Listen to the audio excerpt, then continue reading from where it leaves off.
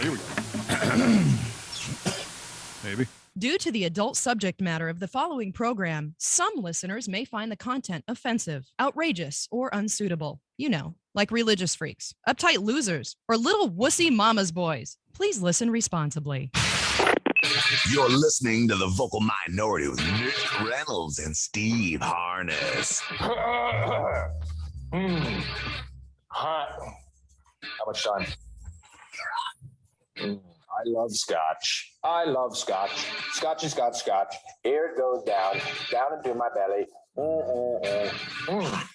That is good. You're on the air. How are you?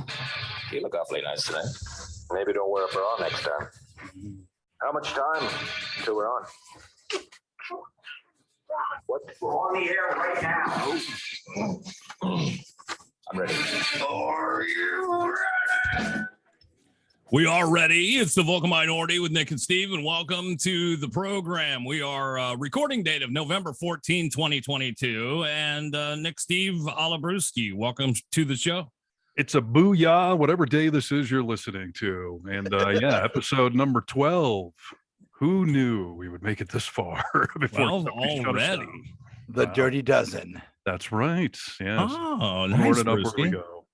We're on all the social medias, people. If you found this podcast, congratulations. You are truly part of the Vocal Minority. So help us grow this bitch and find the social media pages and spread the good word. TikTok, Facebook, Twitter, Instagram, and YouTube. We got them all covered, dude. We're also on MySpace, but you may have a hard time finding us there. You know, it's funny. If you Google the Vocal Minority with Nick and Steve, our MySpace page still comes up on the search list. It doesn't exist. Like when you click on it, it's just like blank, but it still comes up somehow. The link is still there, huh? For MySpace. Yeah. And I think they killed the site, or at least that portion of it. So none of the content is there, but for some reason it comes up in a search. But don't do that. Tom was one of my top 8 on MySpace. Did you remember Tom? I do. I never understood that weird dude in the white t-shirt, but yeah, we've advanced beyond the MySpace page. But, well, Tom made himself a lot of money because he sold MySpace when he didn't think he was going to get anything for it, and Rupert Murdoch and Fox Media paid him a boatload of money for it. Nice. Rupert Murdoch, man of great decision, who is finally, after we see headlines like Trumpster fire and Trumpty Dumpty, is finally letting the reins of Donald Trump go. From what I understand, he may be back. Who knows? But that's on my list of things we need to discuss because yeah, we've had the midterms happen since the last episode, and we made predictions last week, so we'll discuss all those panned out. And yeah, the social media stuff, it continues to boggle my brain a little bit. For some reason this week, Facebook took off on us like big time. And we had some success on YouTube that was just kind of sitting around, you mentioned, right? Steve's controlling all these things. God bless his soul. But I only get the reports. And you mentioned that YouTube was having some success on clips that had been sitting there at real minimal numbers for a long time, right? Yes. I listen, I'm handling this stuff because I'm a lonely person and I sit around on my phone all day. So it makes total sense to use my downtime to help grow a global podcast. But yeah, YouTube, we've had some success on there. And again, I can't figure it out. We will post some clips. Here's the deal with YouTube. We've got our own page and we post the full length podcast there. I post some longer segments or interviews, and you know, we've got like 15 subscribers. So those 15 people watch it and that's it. But on the, what do they call it? Reels? No, shorts is what they call it on Shorts. YouTube. Yeah. The 60-second clips, those things are crazy because YouTube will actually push those things out. But it's either hit or miss. I'll post a short and either something gets 0 views, no views, or 1 view. And then the next one will get 1,000 views. Like there's no rhyme or reason that I can figure it out. But so I've just been posting everything and then something either takes off or it sits there.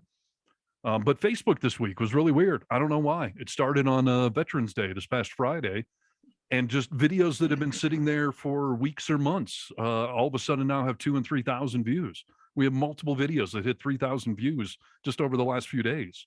That had like 2 and 3. But I was trying to figure out. I'm gonna get us into a seminar. Okay, Steve, I'm gonna get us into a seminar that we can actually try and go learn from somebody.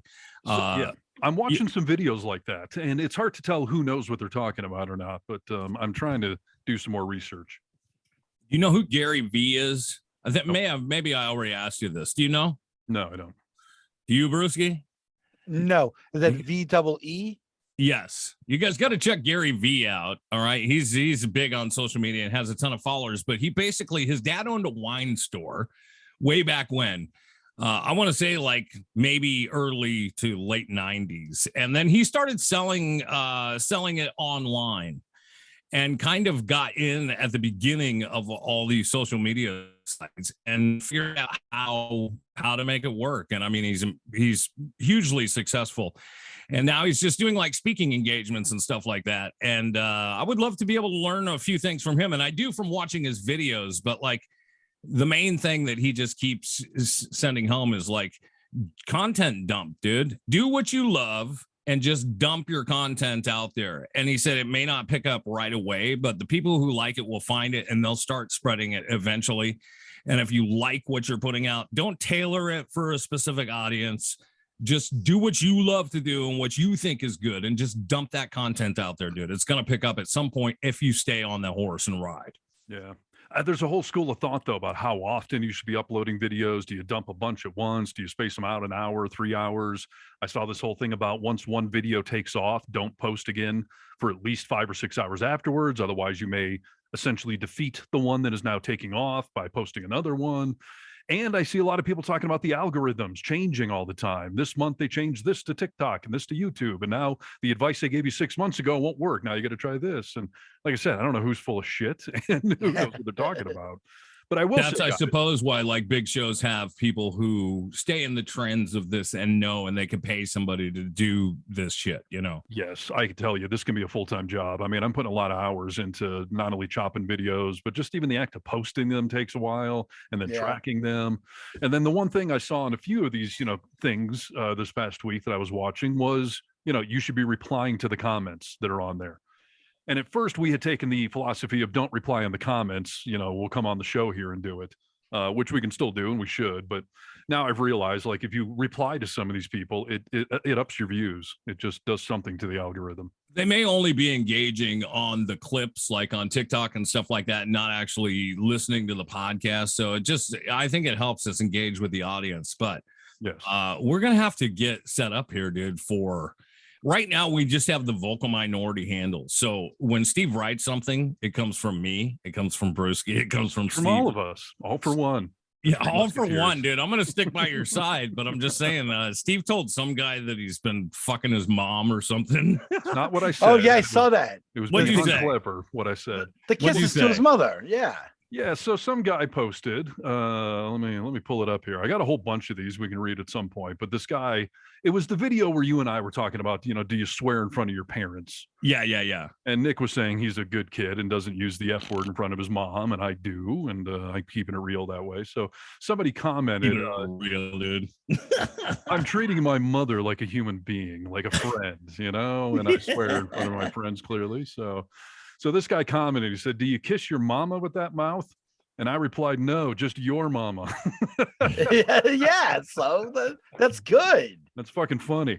So, I think I was maybe born for this because I had to stop, arguing in the comment section years ago. And I've let so much brilliant commentary just go to waste that now I feel like now I get to utilize it. But yeah, it comes from the vocal minority. So no one knows who's saying it exactly. But Steve was all jacked up, dude. Like he just got his first fix of heroin. He was texting me with like, oh man, I should probably stop, but I don't want to. This is awesome. It is fun. And I have not engaged in arguing yet anyways. Like I'm commenting, I'm let this say whatever they want to say. And then I'm kind of leaving it there, but we'll see where it goes. And I'm way behind on TikTok. Like we have so many comments on there that, that's going to take a little while to get caught up, but I think it's good, interaction with the audience, and it is helping the views because I'm experimenting, I'm poking the bear to see what happens. And I'm watching, the views, and they are going up on some. And by the way, one video in particular on Facebook, it went from 500 views a few days ago. It's up to 3,000 now. Which one is it? The defibrillator sex story. Oh. I am so happy that clip is taking off on one of the platforms because I have never heard anyone talk about that ever. And this is the story where Brewski's got a defibrillator and found that during sex it has gone off before and it transfers some of that electricity to the woman and she actually likes it. And that's an amazing thing. I've never heard anyone talk about that. So that clip deserves to be going, somewhat viral. So good. You're in love with it, dude. Would you try it? Oh boy, I don't know. I mean, I don't want, as I've said, like, I'm sure it's miserable for Brewski, but it's fun for the woman apparently, but more so just the concept that that's a thing. I've never heard of that. That somebody with a defibrillator could transfer electricity during sex. You're like a supervillain or superhero. Like, how do you? Well, you're plugged in. It's a conduit. Oh yeah, you're plugged in, all right. So And it's wet and it's warm. yes. No, hey, the science makes sense. And that's actually what's kind of fun about the clip. It's not some like descriptive pornographic thing. No. It's actually kind of a scientific discussion of Yeah. something I've just never heard of before. So the fact that that is, getting some traction, I like. Yeah. You want to know one tip I read or watched on one of these videos? Yes. That, they claim that this does something. Does everyone see what I'm doing right now? They say that you have to talk with your hands on these videos because Really? if you just sit here with no hands, somehow, I don't know. They were trying to say there's some psychological effect to talking with your hands. There has been some sort of I mean, I didn't take it as a complaint, but when Steve edits these videos, he's told me before, like, it gets tough sometimes because you talk with your hands a lot. So remember when you were telling me to go back and forth from clip to clip, like, I've always got my hands up in the air. Yes, So I'm doing the right thing already. You dude, are. and I didn't even know it. you are Well, indeed. Well, they do Indeed. they do say that when you're giving a speech, Yeah. you should do that. You should speak with your hands. If you notice, like when Trump gives a speech, he does the this and the this and Yeah, the sure. hands up and down. It's somehow it gets the message it keeps people engaged. Yes, Is what it there's is. some psychological thing. They connect with the hand movement thing. But their eyes start to follow it.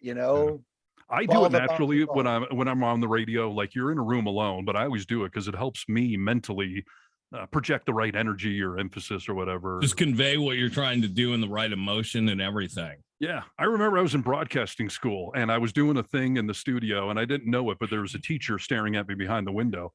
And she came in when I turned the mic off and she was like, wow, like, you talk with your hands. Like, that is so good. That's what, a DJ should be doing. And you're just naturally doing it. So. And by the way, like our content too, the tips they're giving about, being relatable and funny and trying to build a community with your audience and having catchphrases and doing topical, like, it's all the shit we're doing naturally because we're professional broadcasters. So that's probably the hard part. Real champion. Exactly. We're fucking champions. And so are you people. And yeah, that's probably the hard part for a lot of people, to have the skills to be funny or communicative or to have, current events you could talk about. But that's what we're doing. So we're doing a lot of it naturally, correctly. So, Hey, dude, fun fact. Did you guys watch Friends? Were either of you fans of Friends? of course, I've already No. told you that Jennifer Aniston was one of my, is one of my faves. Yes, you did. Phenomenal. I won't say that I haven't seen episodes, but it's not something I ever sought out to watch. Well, Yeah, my I mean, wife, Rachel, it's about her favorite show.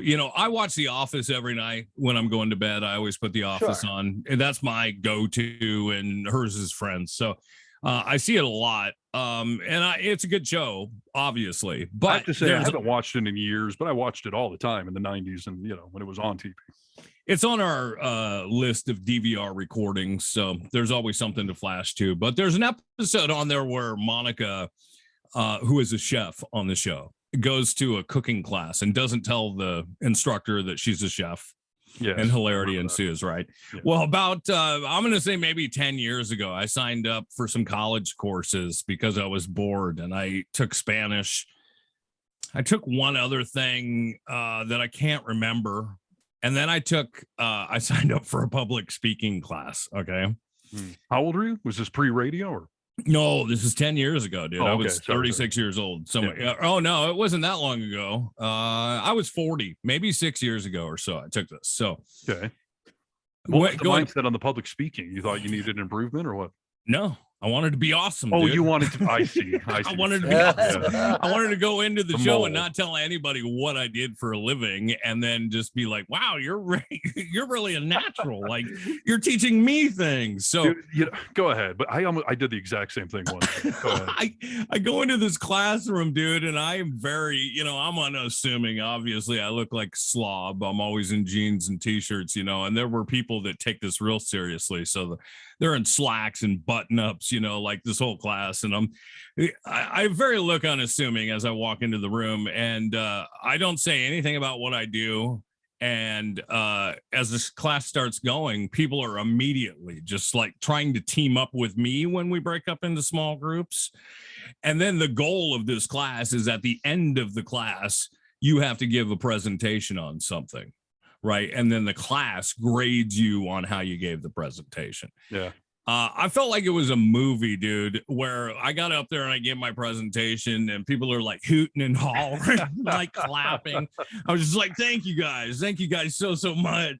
I never told anyone, that, I've been doing this professionally for many years. Thank you for having me. Well, I'm glad you didn't fail the class, because that would have destroyed your ego. Oh, yeah. That would have put me back into pizza making. That's hilarious. When I was like 19 or 20 and I was playing in the band full time, I think it was my dad was on my case to like, maybe just take some classes at the community college, like keep your education going. So I took an introduction to guitar playing. And, and I did the same thing. I showed up like, oh, what's this thing, a guitar? And this is called a capo. What's a capo? And I played along. Like the first week or two, I was just stumbling and fumbling through everything. And then by week 3, I'm just shredding away. The teacher's like, holy moly, like I've never seen a student take so quickly to it. I'm like, I don't get it. I feel it. I feel the music, sir. Oh, that is so funny, dude. That is so something funny about our egos or our lack of egos that we we need to be pumped every classes. once in a while, right? Yeah, no, for sure. By the way, compliment for Brewski. I talked to my brother. I have 2 brothers, but I talked to one of my brother who called Steve homophobic a couple of weeks ago. Okay. I was talking to him on the phone, and he watches the podcast and watches all the clips and stuff like that, and likes what we're doing. But he was like, "Who is the he knows who Steve is because he's met him. Who's the other dude?" I said, "That's you. I've talked about Brewski for years. That's a good friend of mine." Oh, well, he is something special and delightful. I said, delightful. Yeah, and delightful. Scrumptious. So but he starts talking. He was like, you know what? He is just he's a very good addition, and he didn't want to call you a character because I said he's exactly who he is on the air, he's off the air. Right. But yeah, he wanted to compliment you. He really liked you and said, I would like to meet him someday. So, good times. Let me echo that. I listen back to our podcast throughout the week, not only editing all these clips, but when I'm driving around, I've got Apple CarPlay in my car. So I'll pull up the Apple podcast page and listen to us. And yeah, Brewski, you are uniquely genuine in a way that could not be replicated, duplicated. And you bring something to the show that Nick and I are just incapable of because you are so uniquely you. And that is nothing but a compliment. So and it can't be faked, right? It's got to be it's got to be you. So yeah, you're doing a good job, Brewski. You've made comments and done things where I'm just like, I would never think of that. And it's fucking hilarious. And the way Nick and I can play off of you. And and the fact that you sell concessions throughout each and every show is amazing. So. You got to work hard, Yeah, Brewski's a man of many talents. Cotton candy, get your cotton candy. Hardest working man in podcasting.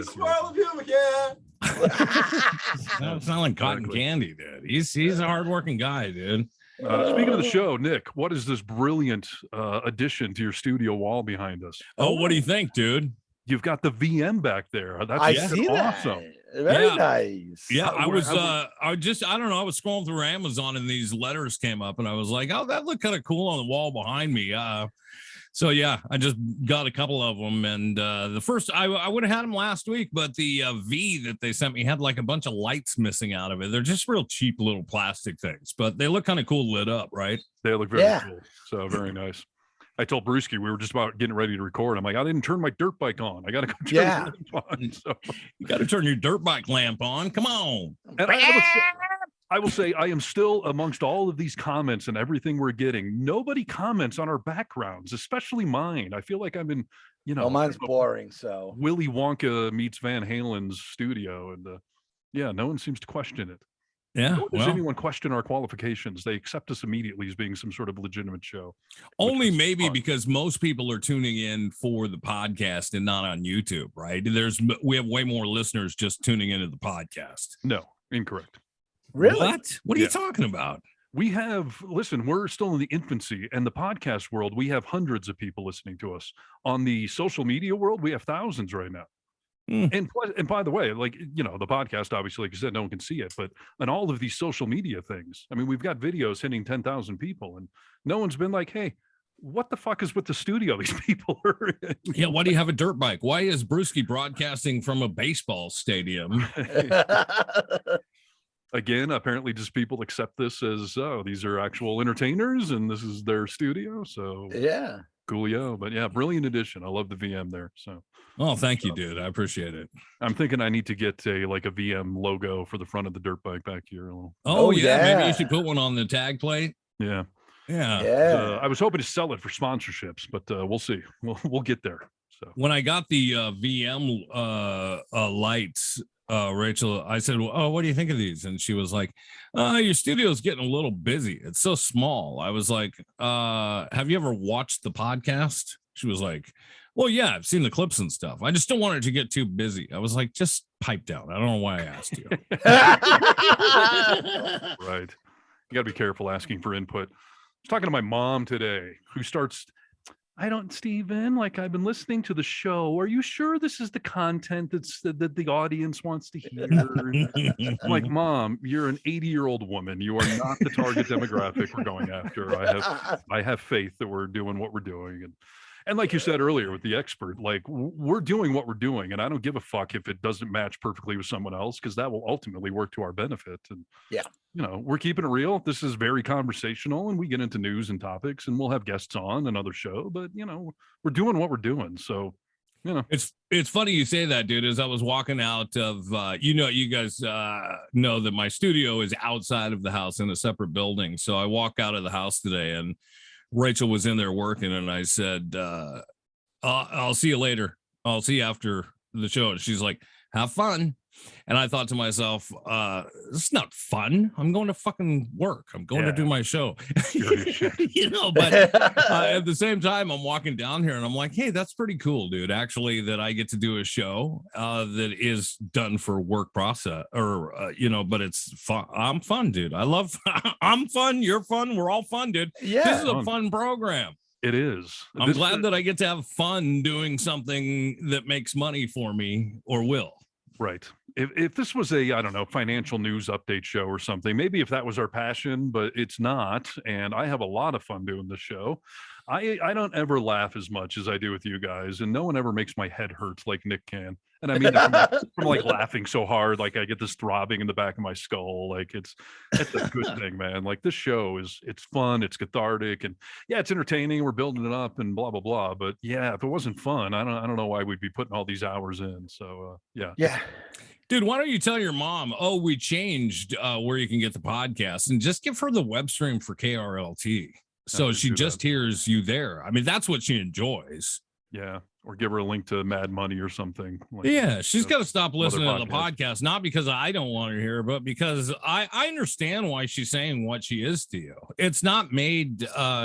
She wouldn't, like my mother would in no way find this entertaining.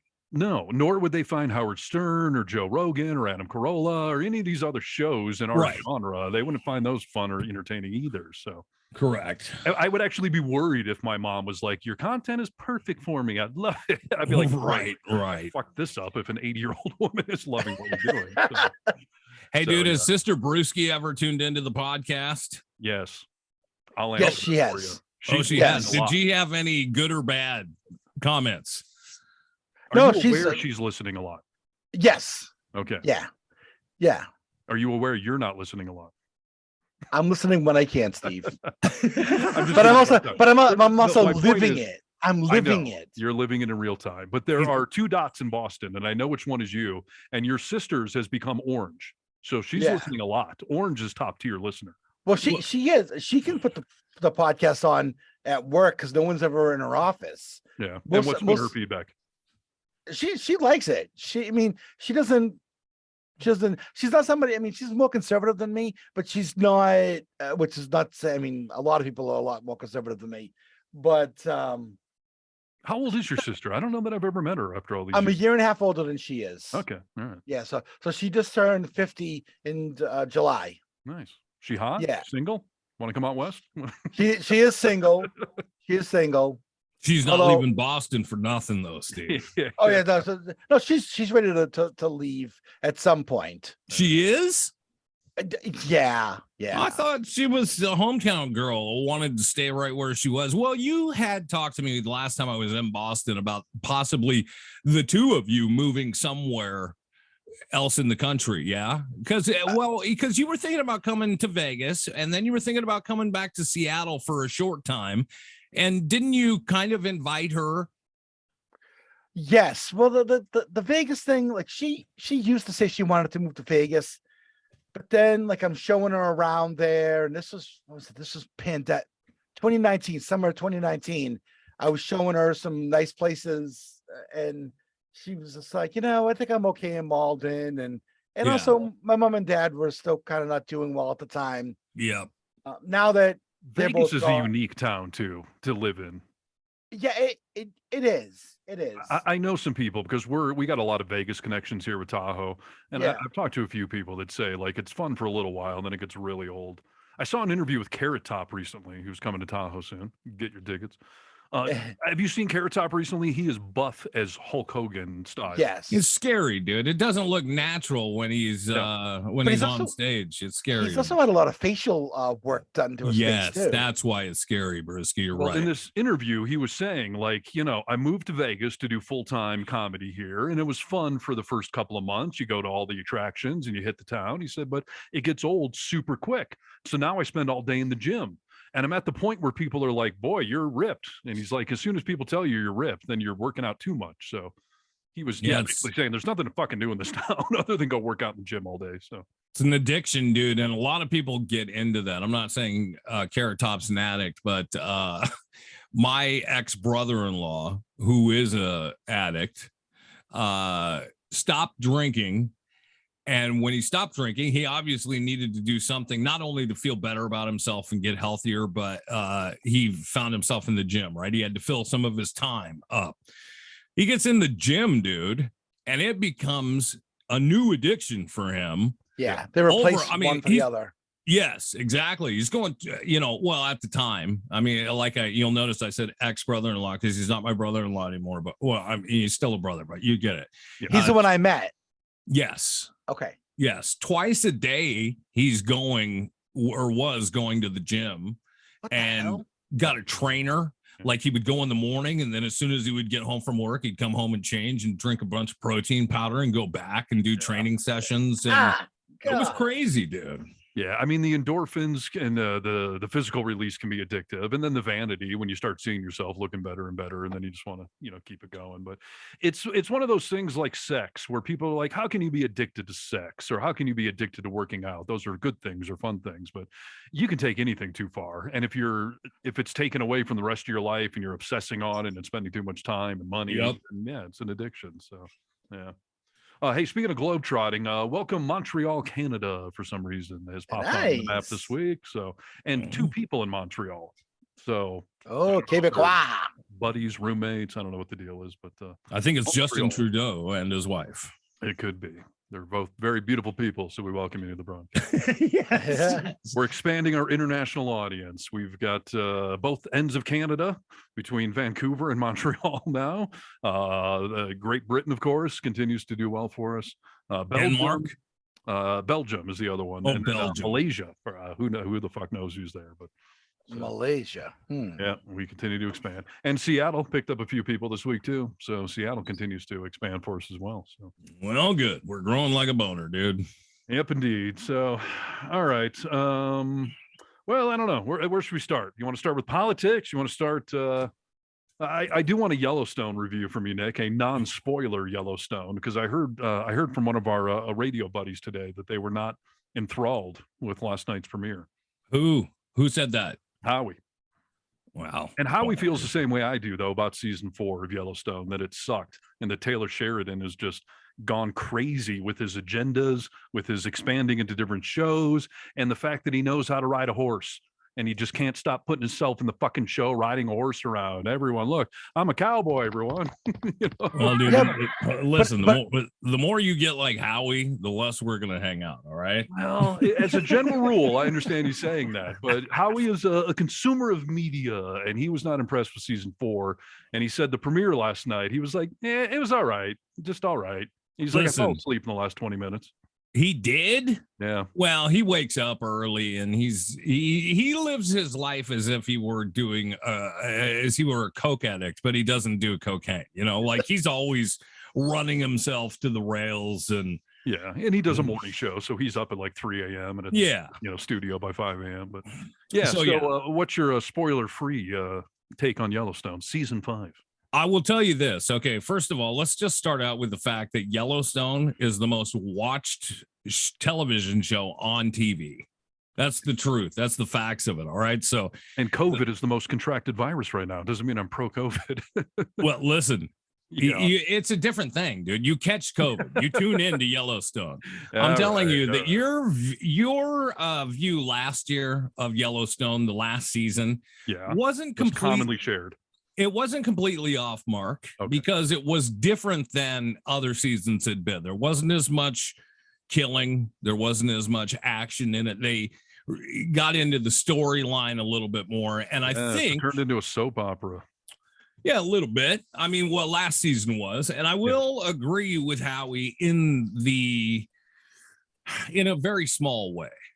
I was looking for, you'll notice in some of the past years on Yellowstone, by the way, Brewski, do you watch the show? I do not. Dead to me, dude. All right. No, I know of it, and I've seen bits and pieces and here or there, but it's not something I watch now. All right. The first 3 seasons are some of the best TV out there. Like it's a phenomenal show, but season 4 I felt went off the cliff. So go ahead, Nick. All right. So last night starts out. First of all, I don't understand this. It was a 2-hour season premiere, but they broke them up into 2 episodes. Like they played the. So it was just the first 2 episodes, really. They just did it back to back. Yeah, and I don't know why they did that. I mean, it's not a huge deal, but I thought it was kind of lame. So the show comes on, and it definitely sets up a story for the season. The show is definitely changing directions in some ways.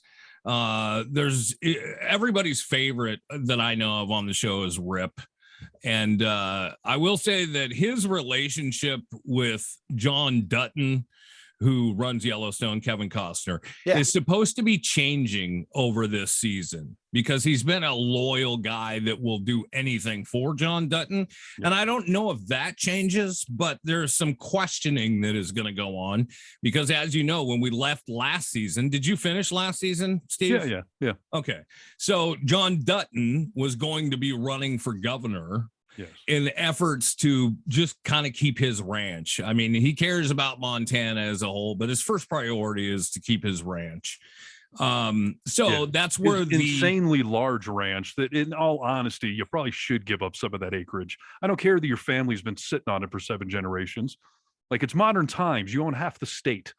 You know? Well, so here's his thing is that he doesn't, the big thing is, there's all these companies. First of all, people are coming in from California and they're coming in from other states and they're using Montana as a playground. Well, people are taking note of that. It's raising home prices in an extreme way. And now they're trying to bring, like entertainment and resorts and stuff to Montana. And he doesn't want to see Montana going that way. So that's what he's trying to stop. He's trying to block an airport from being built, all this stuff. So they set the season up with him taking the role of governor and acquiring his team, putting together and assembling his team that's going to be backing him up. So some of it was setting the whole season up, right? And there was some action in there, but not nearly as much as I know that Steve is hoping for. So, but that said, as you get through the first 2 episodes, it sets it up in a big way where you can tell there's going to be a lot of action, and they play a teaser for the remainder of the season. And it looks like, an Arnold Schwarzenegger movie where there's just bombs being dropped and necks being broken. See. So, season 4 started with nonstop action, and for like the first 2 minutes, it was Yes. just off the wall action. Like, you're standing and cheering for it, and then the rest of the whole fucking season, nothing happened. So hopefully they're not putting every good little clip in that teaser trailer. I'll tell you this, dude. You'll be glad to know about this. Last season 4, Jimmy was, it was obvious they were setting up a different Fuck show that Jimmy. was going to be coming up, right? Yes, that whole Jimmy storyline was driving me crazy, and they're just worship of cowboys. They're so pure. So I see, and that's where I think that you are in the minority of this, because it's funny that Rachel made a comment last night where she's like, I realize that this is not reality, but this show does such a wonderful job of romanticizing what a cowboy is. And it's, sun setting, beautiful, riding horses, and it doesn't hurt your body when it happens, Sure. And I think that's what has picked so many people up. But Jimmy, They just no go over the appearance. top with it. No appearance, dude, in the first 2 episodes. Oh, really? Well, is he Yes. off to the 666 or whatever ranch? Did they? I don't know. All? They didn't even mention him, dude. That whole storyline of Jimmy going to that fucking ranch in Texas in season 4 was so boring. This ranch where nothing happens and they all just sit around jerking off and looking at cowboys, how wonderful they are, pure they are, and their anti-California, agenda in that show cannot be more obvious. Which is ironic since it's a product of fucking Hollywood. Why? Well, it's in California. I hate to tell you, But it appeals to those people who are anti-California. I That's know, right. but You know what I it's being mean? done by California, and this I ranch get in it. Texas, Taylor Sheridan bought it. He never tells you that he's promoting his own property in Texas. And the people in Texas, by the way, were not happy that some billionaire from California bought this, prestigious historic Texas ranch. It's very Trump of him, isn't it? Like just Well- to be promoting his shit and not telling you about it. Yes. But you know what though? They don't mind though when Elon Musk, Joe Rogan, Tom Segura, like all these people move into Texas and build these big houses. Maybe because they're building houses around Austin, which Texas, yeah. most of Texas doesn't like anyway because it's liberal. But they don't bitch. They don't bitch about everybody moving down to Austin. But the rest of Texas, all of a sudden, that's sacred for some reason. Right. I have a friend in Montana that he recently posted a meme. It was basically ripping on California, that Montanans don't like Californians. But the meme was of Woody Harrelson, a California resident and California actor. He was posting it on Facebook, which is a California company run by Californians. Like, it was nothing but California was all over this post, and it was making fun of California. And I was quick to point out the irony to. I remember seeing that, dude. That was a good catch and very funny.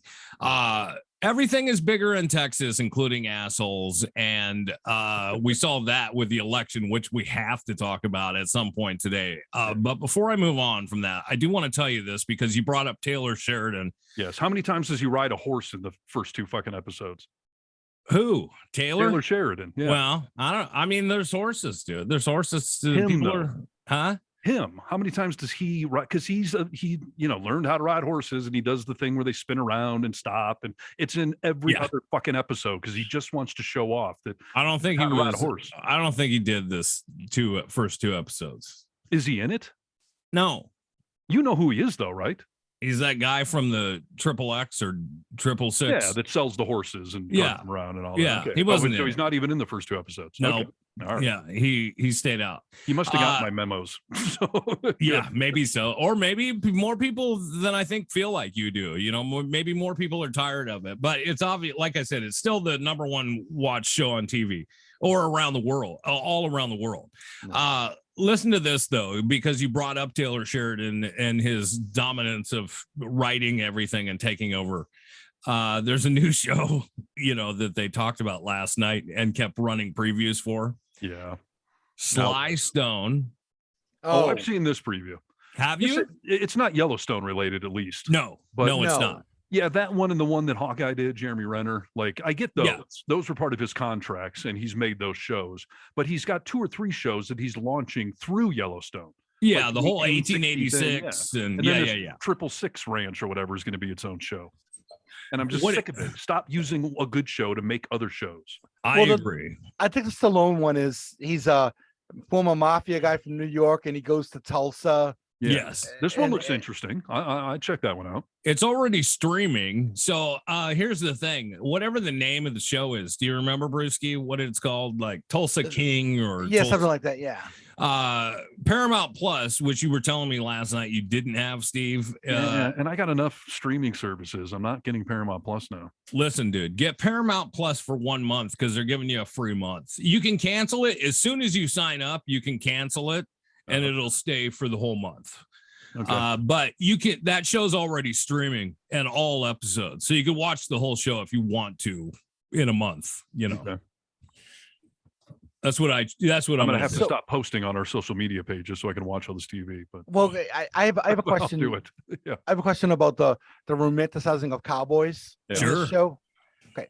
Would you say that what they do with the romanticizing of the cowboys on Yellowstone is similar? Because I know Steve and you like the show, how the Sopranos kind of romanticize mob folks and that sort of thing. Would It's you say tenfold is the problem. okay? Like a little romanticizing the Cowboys and the keeping that alive and being out in it. I get it, but they go so over the top with it. It's like cowboy softcore porn. But you don't think Yellowstone. they went over the top on that? What's up on Sopranos? I mean, not based on every other mob movie I've ever seen. Sopranos seem to be pretty much in line with, yeah, they're glorified for sure. But there's something different about the way Yellowstone does it with these cowboys. Okay. All You right. don't get it. You live in a city, man. You're a fucking moron. You don't understand Well, the cowboy way. Have you ever been to Montana, dude? I mean, that's pretty much the way it is. Yeah, I think fine. I think that's pretty true. Listen, I've been to it's, Montana. it's Yeah, I great know. that cowboys are still a thing and working ranches and all that stuff. But Taylor Sheridan takes it way over the top. Well, some And his people would say political you take agenda. Spider-Man way over the top, dude. No such thing. Up a wall, baby, but not over the top. And, Have you seen the new Spider-Man suds that they're trying to sell, dude? I almost saw bought you those. a bar. You want a Spidey bar? suds. Yeah, Spidey suds. I'm going to buy you some if you say you're interested. Is Are this you a interested? soda? No, it's this body soap. It's soap by Dr. Squatch. You know, by the way, Dr. Squatch, since we reach out to a lot of men on this podcast, Dr. Squatch should be a sponsor of this fine program on YouTube because I get a lot of their ads on YouTube videos pre-roll. So, you know, hey, Dr. Squatch, how about kicking down a little bit, you know? Well, let's write to him, dude. I'll write to him. Who is it? Dr. Sasquatch? Dr. Squatch Soap is who makes that, I believe. All right. Are you interested or curious, Steven? Listen, I have multiple vials of Spider-Man shampoo and bubble bath because they always make cool statues out of Spider-Man for these things. So I have Right. a bunch of those, but I don't put cheap generic shit on my skin. No. So if it's a real product, maybe. No, Steve, you understand the Dr. Squatch. If you watch their ads, it's an all natural soap. But does he make the Spider-Man product? Yes. Yes, he does. Okay, Yeah. well, I mean, if it's It's a real it's- product, but I got it's a- sensitive skin. I'm a sensitive. boy. It's a cross promotional thing with the movie, I believe. But Dr. Squatch is they talk about how most soap is actually classified as detergent and body wash is but their soap is not like that. It's going to And- treat your skin right, Steve. Do you want a bar or not?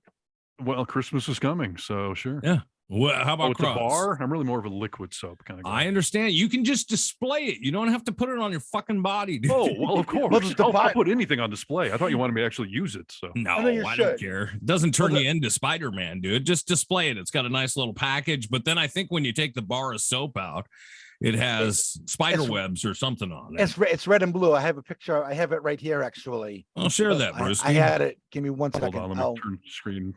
There you go. Go ahead. one moment here.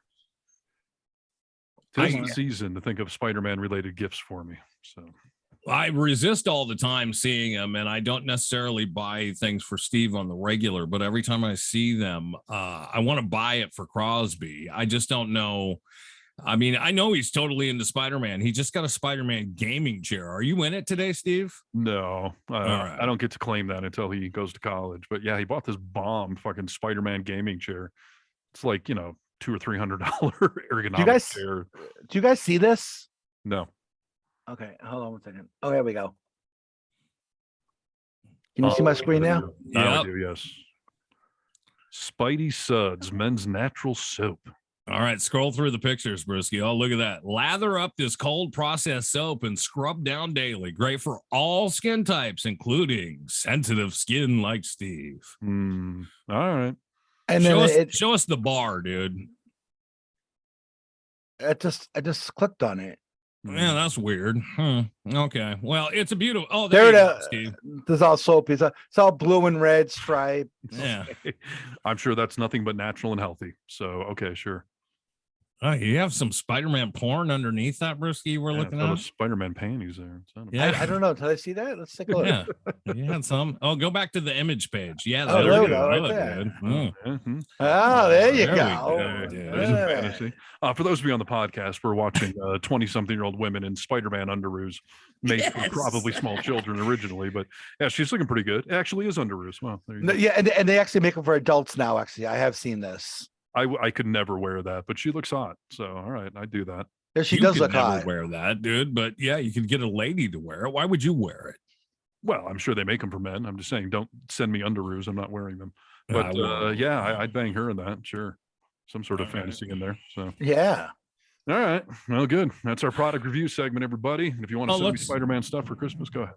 Hey, before we move on, it'd be a good time to tie this in. This is my new ashtray that I purchased on eBay. It's a vintage Motel 6, the vintage colors Yeah. outlined in green, the orange 6. It's pretty good looking, yeah. That is Yeah, it cool. is. That's very Wow. nice. Why ashtrays though?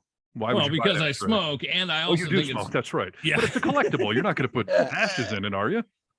Well, am I not going to put ashes in it? Not in that one, no. But Yeah, I just think some ashtrays are cool. Like Brewski, I've got a collection of vintage Vegas ashtrays from hotels. And I got a double Brewski of the Stardust that I'll be sending you. Oh, All right. I love the Stardust. All right. Well, I did not Yeah. know you guys had this thing in common. So Sister Brewski loves the Stardust too. And as a matter of fact, last Christmas I bought her a throw pillow for our living room that has the Stardust logo on it. nice. Yeah. Yeah, Brewski I and love- I have this weird thing going on where we send each other back and forth weird little gift items like this that we think each other will like. So Nice. Yeah, I mean, if you're collecting ashtrays, I would think you wouldn't be using them, but do you buy some that are cool to be used? oh yeah, I've got some nice ashtrays that are floor models, that Oh, sit yeah, on the yeah. floor that are big, Oh. and I love those. yeah, they're gorgeous. I'm not even a smoker and I want one of those. Nice. Yeah, they're I'm pretty looking to- cool. I mean, Steve doesn't smoke cigarettes, but yeah, I mean, even for you, some of these are so gorgeous. The Art Deco marble style floor sitting ashtrays that have cool contraptions on them that you could use potentially. That's cool. Somewhere around my house, I have a vintage ashtray from my grandma that's like an Art Deco style, made out of some sort of marble glass where it's all blues and greens. It's really cool. I've just kept it just because it's a cool thing. But Yeah, that's cool. I'm looking for Brewski, something like an ashtray. If anyone can put that together for me, just serve it up. you I've need got- an ashtray? Yes, I'm looking to get an assortment going in my life. So. Brewski, you got a collection of Zippos? I have a couple of them. So I've got this one here, which is like the same one that Harrison Ford had in Indiana Jones Yeah, when Last Crusade, when they set the castle on fire. nice. Little But four-leaf this- clover Zippo he's holding on to. Yeah, but this one is I just bought recently, and this one's vintage. This is Chesterfield King cigarettes. Yeah, that's cool as shit, dude. Nice. Yeah, it's I dig old Zippos. That's a cool thing to collect. Yeah, well, Yeah. so I have a lot of stuff I buy online. I have most of the years 1940 to 1949 Life magazines. Really? Oh, do you? Nice. Yeah, I geek out on a lot of the old ads, but especially during the World War II years, it's interesting to see a lot of the photographs that were taken, like Right. from like Europe and North Africa, and Yeah, showing that's the cool. military and everything. It's just really interesting. Yeah, But no, it's I cool. was- My it's amazing. speaking of ashtrays, my son the other day asked me about Motel 6. Oh, He was like, I hear that you'll basically get murdered if you stay in a Motel 6. Is that true? No.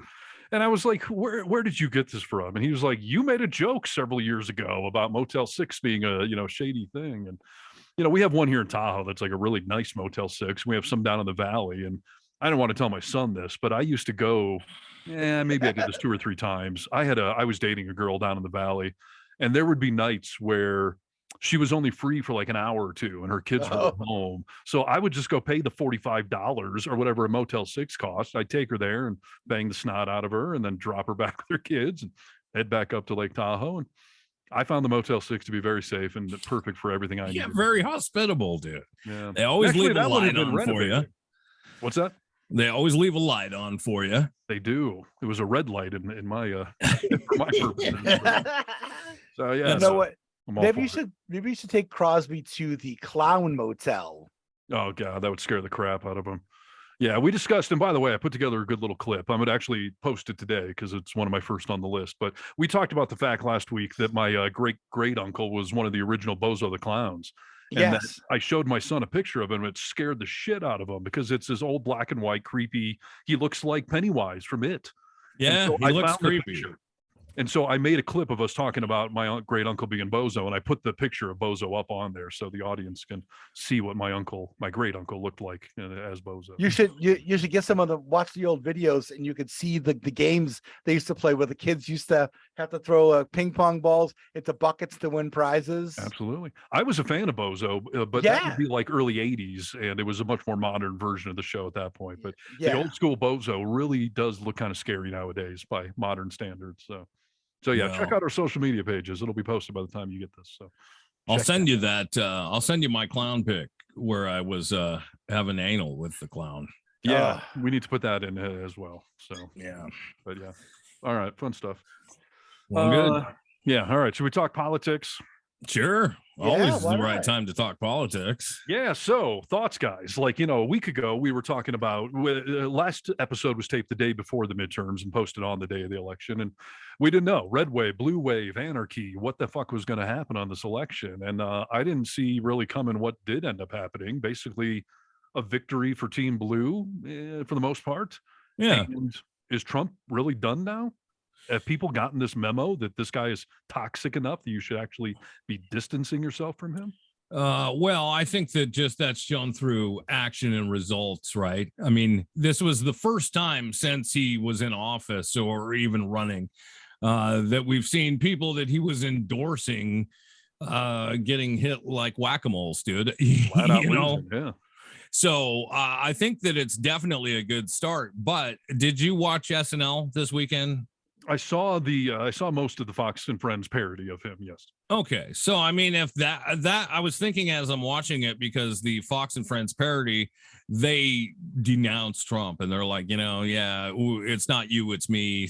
Like we got to break up now. We're all done with you.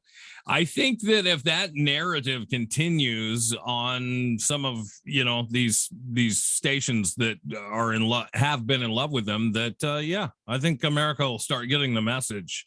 And I mean, obviously, the majority of Americans have already gotten the message because they showed up to the polls in a big way and did not vote for people that, didn't believe the election, was fair and true for Biden and all these election deniers for the most part. I think Kelly Lake in Arizona.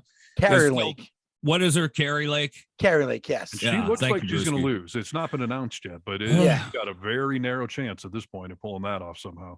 And Well, I hope fucking so. hate that She- woman. She drives me nuts. So she's one of the ones I really want to lose. So yeah, get to it already. Yeah. I got an article here. Mo Brooks, Republican from Alabama. He was one of the guys that spoke on January 6th at the Capitol, and Wore a bulletproof vest that day too. yes, and one of the people, riling up the troops and telling them to head to the Capitol afterwards. Like he was, hardcore right there with Trump, literally. Rep Mo Brooks, a one-time loyalist to Donald Trump's, who spoke at the January 6th rally that led to the assault on the Capitol, trashed the former president in a brand new interview. He said, quote, "It would be a bad mistake for the Republicans to have Donald Trump as the nominee in 24. Trump has proven himself to be dishonest, disloyal, incompetent, crude, and a lot of other things that alienate so many independents and Republicans. Even a candidate who campaigns from his basement could beat Donald Trump." Thank God for that. Amen and Okay. hallelujah. Okay, but Sick. he was the same. That was what he was before.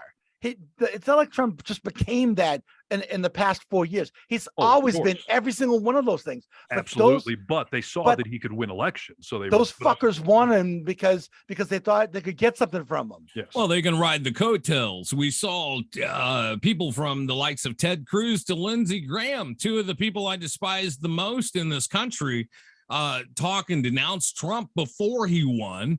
And then as soon as they saw the power, they wanted to jump on those coattails and completely change the story. Well, and even after January 6th, some of them came out and said, well, this has to be the last straw. You know, Lindsey Graham did it. I mean, a whole bunch of them. And then they saw that he wasn't losing traction, so they all went back onto the bandwagon. So I'm trying to figure out, like, Kanye, like, is this really the end? Well, see, here's the thing. I think that Lindsey Graham has been backing Trump because I think Trump has a lot of dirt on him. And I think he knows that Trump's told him, if you don't do as I tell you, I'm going to release all this dirt. And the thing about it is he knows Trump doesn't care and would do that. And we know that it's a thing that he does, right? As we see with Ron DeSantis right now, he's already made the threats. Yeah. Well, but the other thing too, though, is that remember, Trump is really tight with David Pecker, who owns the National Enquirer, who has a lot of investigators. And then think about this too. Just last night, it actually came out that Trump was actually sicking people at the IRS on Andrew McCabe and other people. So he did a whole bunch. He wanted to go after a whole bunch of people, and Kelly was telling him, like, this is illegal, like, you can't. But we know he did it for at least McCabe and what's his face from the FBI. Yeah, well, and Comey. But the other thing too, though, is that there are a lot of Republicans, including Rick Wilson from the Lincoln Project, who actually think that Trump had people who were loyal to him within, like, the FBI and the CIA and so forth, who actually went and did investigations into his enemies for him, so that he could weaponize it. Sure. And so I think that a lot of these people who are keeping their mouth shut, like Lindsey Graham, know that they don't want to lose everything. Because if it comes out, if it comes out tomorrow, the dirt that we think that could possibly come out about Lindsey Graham, and I'm not going to say anything because that would be irresponsible, but let's just say the assumptions that people have about him are actually true. Yeah, this is a Democratic fantasy. I don't think it's real that he's got troves of info. Certainly not stuff that's going to come out. I mean, I would love it. I would love it, but I don't see it happening. No, it's his only ace in the hole. I don't think he's going to play it. But it's not troves of information, but it's if you think about what people always say about Lindsey Graham, right? Yes. If some of that is that what we're talking about? Yeah, well, there's more than that. There's more than that. But if that stuff came out, how much of the people in South Carolina would still stand behind Lindsey Graham? Doesn't he stand to lose a lot of support? And it's not like that state is known for being really open-minded either. No, I think you're right in the scenario that if it does come out, in Lindsey Graham's eyes, at the very least, he stands to lose everything. Yeah, everything that he he Democrat has. at that point, maybe. Proud gay. We don't want to fucking take him, dude. No. Listen, here's the fun part that is coming, though. Like, get your popcorn ready. There is a Republican civil war that is about to happen. Oh, yeah. They are going to try to distance themselves from Trump. The more they do that, the more raging Trump is going to get.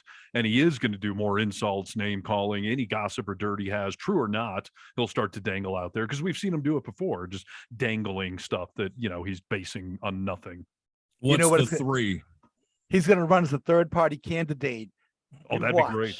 Please do that. Please. Yeah, please do that. I spent all of election day, with these close races, the ones that had people running independent that had like fucking 1% of the vote. I'm like, you fucking assholes, dude. Yeah. Stop doing it. It's not going to work. Yep. I've been preaching about this for years, that you may not like that we have a two-party system, but we do. And when you vote for a third party, I'm sorry, you're throwing your vote away, because there's just not enough third-party votes to make a difference. All you're doing is spoiling whichever side you're closer to. I mean, we saw it happen with Al Gore for sure. And we saw it with Ross Perot against Bush and Bill Clinton. Nader. I mean, Nader. Well, the Nader people, who were even more left than I am, they don't realize that they sealed George Bush becoming president. Yes. Right. And the thing about that, though, is that brought us John Roberts and Samuel Alito on the Supreme Court. Yes. So this is Nader people that they can bitch about Republicans putting, conservative judges on that, but you made it possible. You did it. You made it happen, Captain. And this is what I told Rachel as we were watching. I was like, here's new rule. Okay. Here's a new rule. If you're going to run as an independent, and more importantly, if you're going to vote for an independent, there should be a check mark underneath your vote for the independent, that if this independent gets too little of votes to make this happen, that your vote goes to the Republican or the Democrat, candidate. There are some people that do tiered voting like that. It's mainly in primaries, but it makes total sense that It here's does. my first choice. If they don't win, here's my second choice. And now Right. that vote would go to the top of the list. And my thing is the primaries. That's where if you have a third party you're trying to support and get momentum, do it in the primaries. But once each party has picked their candidate, get the fucking line behind the person you're most closely aligned with. And I'm so sick of fucking liberals saying, I don't love the person. I don't love Hillary Clinton, so I'm just not going to show up that day, or I'm going to do a write-in vote for Oprah or something. You are just fucking wasting your vote, and you're handing it to the person who wins. When you don't vote, you support the winner by default. And when you vote third party, you're supporting the winner by default. Well, Yes. in Pennsylvania, there was a third party candidate that was running against John Fetterman and Dr. Oz.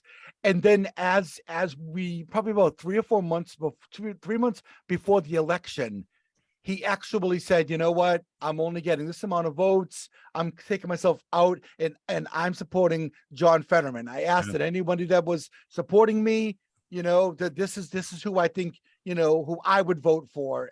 And so I thought that was honorable because It's the responsible way to do it. Exactly. Yeah, exactly. But Nader never wanted to do that. Perot never went. Like all these third party, it's just an ego thing, and they don't seem to understand that you were just fucking the system. But yeah, I would love it if Trump ran as a third party, because then the Republicans have zero chance of winning. Yes. Well, did you see also there was a report that came out today that over 9 million voters did not go and show up to the polls in Texas?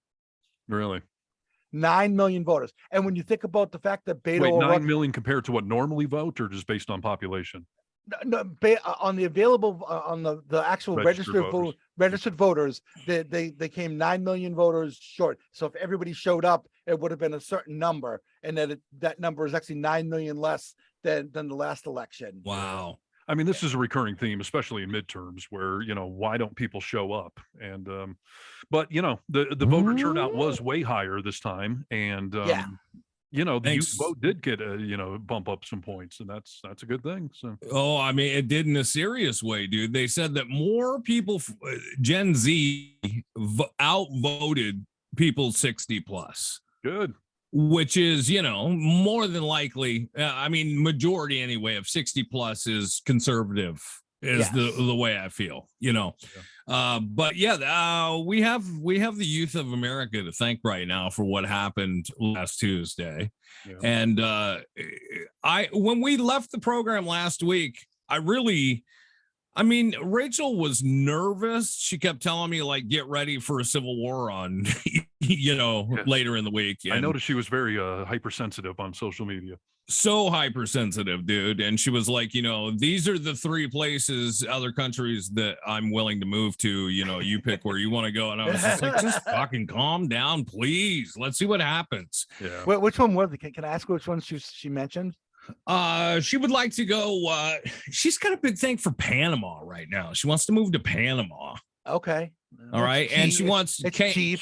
Canada was obviously on there as well. And then we've also thought that we'd like to live in Croatia. Oh, okay. Yeah. They're 3 very diverse countries to be fleeing prosecution from. Yeah. Now, Slovenia might be a nice choice as well. In sincerity. Yes, absolutely. It's at the top of Italy. Part of it's right on the Adriatic, and it's absolutely gorgeous. Oh yeah. I've been in the Adriatic Sea before. It is gorgeous, dude.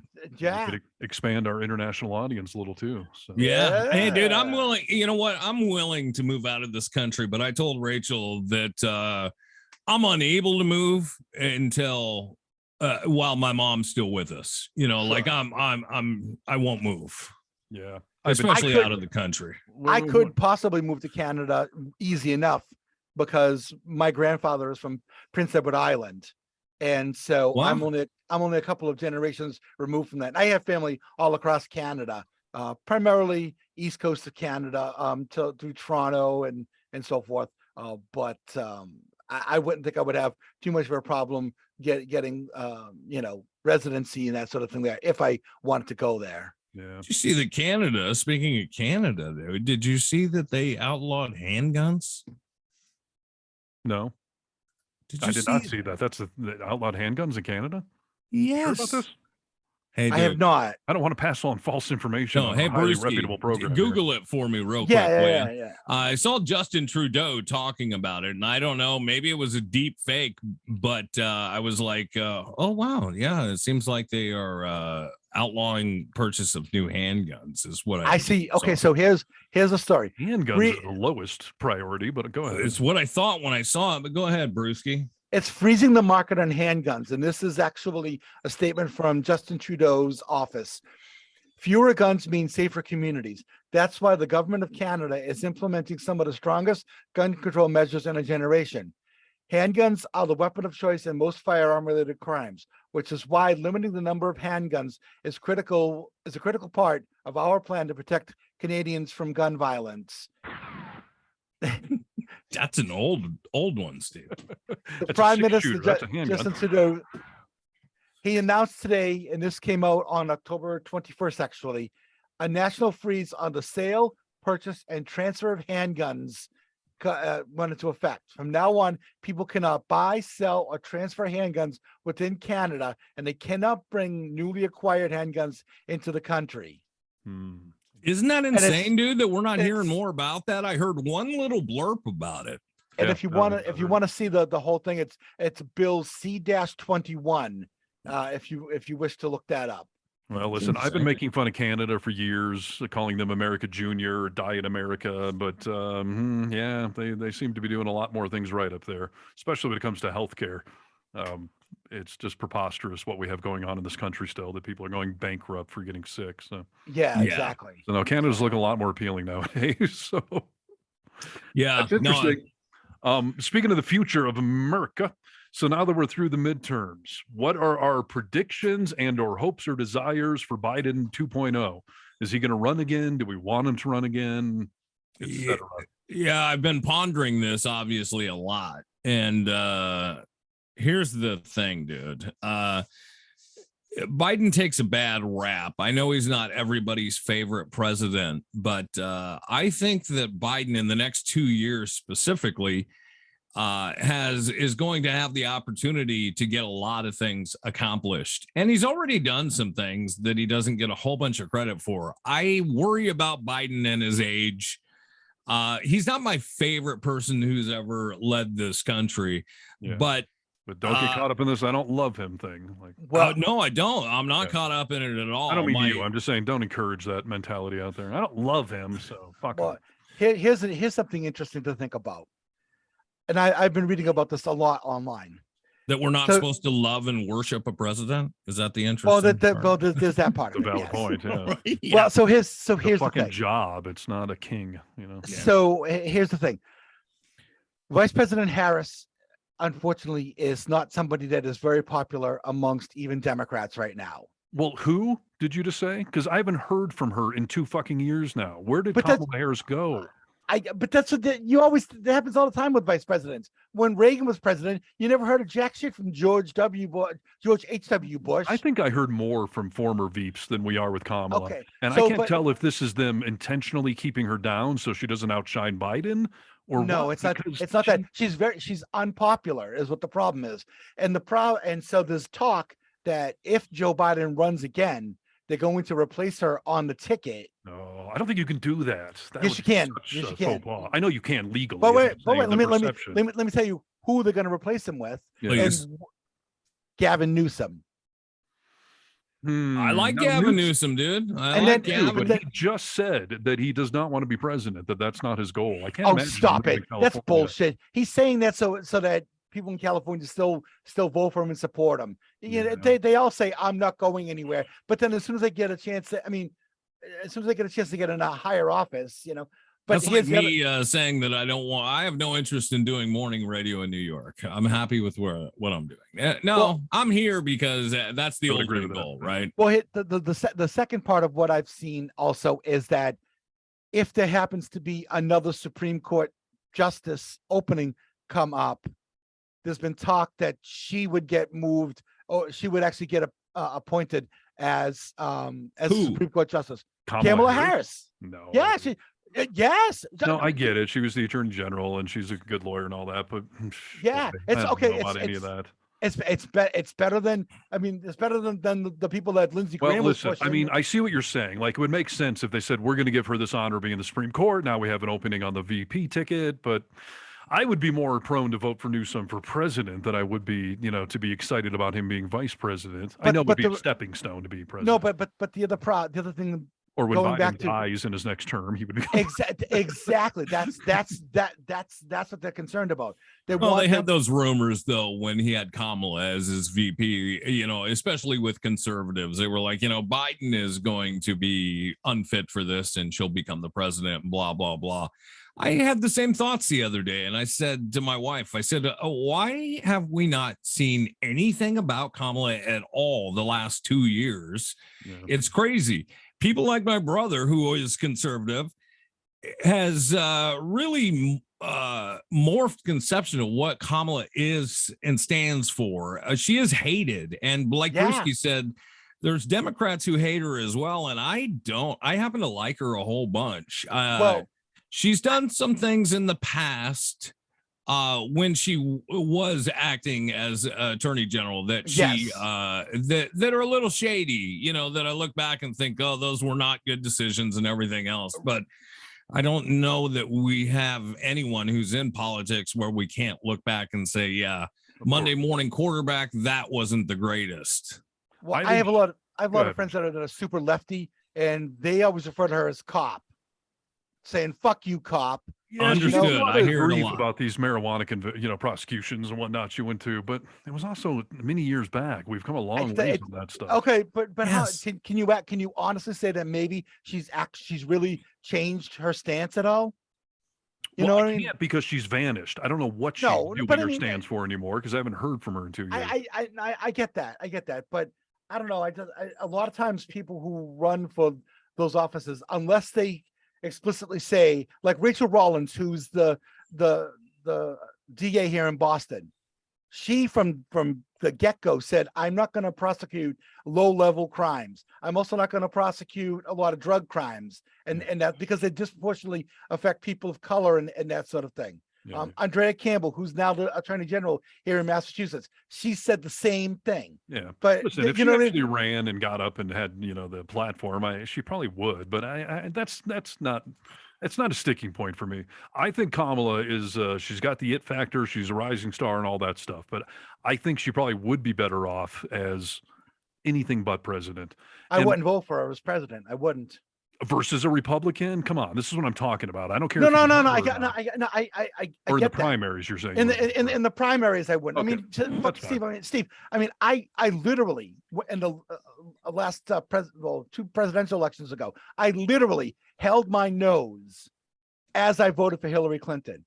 I cannot stand that woman. I think she's a phony. I think that she, for years, she was treating it like it was her turn to be president, all that bullshit and all that stuff. But I mean, you got in line at the last second and voted for the right party. And I literally held my nose because you held your nose as you voted for one of the most qualified people who's ever run for the position. Dude. Right. Yes. There. But Nick, the problem is that ever since she was first lady, she's always treated that office like she needs to get her turn, like it's her turn to be president. Well, she's got a lot of good ideas, dude, and she's a very effective leader. But she's not owed anything. But she makes it seem like she is. Listen, Yeah. you're both right. I learned a invaluable lesson though when Hillary ran, and it's part of why I don't want Kamala to be the next one up, especially if she's going up against Trump or DeSantis or something. I didn't realize the inherent sexism that still exists in this Oh, well, country yeah, and the inherent racism, and she's got both working against her. yeah. 2 or 3 percentage points were lost on Hillary because people didn't want a woman. I even heard women saying they don't want a woman to be president, and that blew Yeah. my mind. And the racism that Obama squeaked through, like Kamala's got both of those things working against her. And I love her. She's smart. She's qualified for a lot of really high positions. But Cop. when it comes down to when it comes down to winning the White House, we cannot Yeah. take the gamble again, No. like we did with Hillary versus Trump. Because obviously Hillary was more qualified to be president than Trump was. But, the fact that she had been branded a liar for years took her down a couple of pegs. The sexism took her down a couple of pegs. James Comey announcing the new investigation weeks before the election. Like, Sure. these little things all took her down far enough that a moron like Trump was able to beat her. And I'm worried if we put someone like Kamala Harris up there, even Elizabeth Warren, like, the sexism, it's not coming from me or anyone on this show, but there's enough people in this country that don't want a woman as president. And The fact that we too high. still hear that people say like, a woman cannot run this country based on the sole issue that she still is menstruating is freaking crazy, dude. Have you guys heard Oh, this? wait a minute. I remember somebody on this show saying something like this back in our Seattle days. I was just going to say, I used to have this good little joke I would do about, if Now a what's a man came joke? out. Yeah, now the joke. No, it was mainly a joke back then, but it was a valid point to make. But I have 2 things to add on to this. So first of all, the thing I used to say was, if a man came out and said, I'm qualified, all this stuff, but yeah, once every month or so, I get a little emotionally unbalanced and I have this recurring medical issue. It causes me to go through mood swings. And you would say, no, you're disqualified. And obviously, I'm describing menstruation. But as we discussed in my dating world a few shows back, most women now are hitting menstruation by the mid to late 40s, and Hillary was well past that. I'm sure Kamala is well past that at this point. I mean, so most women you would actually vote for a national office are probably not menstruating on a regular basis anymore. What a even- stupid comment, Steve. What a Well, I mean, stupid there's a point to be comment. made there, right? That Well- it's a medical condition that does cause you to go through mood swings and No, hormone yeah, swings. listen, you go through the same thing. You're telling me you don't have a few days out of the month where you're a fucking idiot? Well, maybe all 30 of them. But I've been around women who have very bad menstrual cycles, and you don't want to be anywhere near them at that time of the month. And you Well, don't probably want their finger on the button. But Well, here's again, the thing. I'm not talking about voting for a 30-year-old woman to be president. Well, and this is where I will defend Steve just a little tiny bit. Thank you. And that's Do it just a that's- tiny bit, Brisky. Well, no, please. no. Otherwise, I'll get an ego. So yes, go ahead. No. If anybody knows the station that we were on at the time and the demographic we were going for, and that sort of thing, you would know that kind of comment on that particular show made sense for our audience. Yeah, sure. I was preaching to the choir a little bit, but Yeah, exactly. I still stand by it as far as it, it is a legitimate thing that women go through every month. It does affect their brain chemistry and hormone levels. There are mood swings. Like that's a real thing. Listen, dude, that when we elected Biden into office, obviously we were fighting with a lot of conservatives who were saying like, he's got fucking dementia, dude. Like, how is he going to run this country? It is just even more proof that I don't think people understand that the leader that we elect into the office of president, his team that he builds around him is significally more important than his leadership, his or her leadership. Absolutely. Right. Yeah. So, I mean, I with the woman thing, I would gladly vote for a woman, whether she had gone through menopause or not. But yeah, we need to get somebody in here that, like you said, we cannot give any excuses for them to vote for somebody else. Biden, will he run again? I don't know if he's the guy or not. I think at this point he will. If I had a couple of choices, this is who I'd throw into the chair. Okay. And I don't think either of them, I don't think it could happen.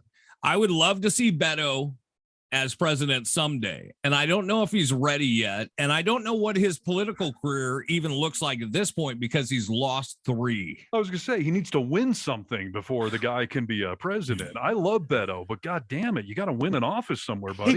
He got two points from winning governorship in Texas. Yeah, I mean it's a 2 big points deal. in Texas. That's huge. First It's loser. huge. That's great. Well, No, he that has- was- Every that particular Democrat, state. Hillary got more votes than Trump. How great is it? Doesn't fucking matter. You didn't win.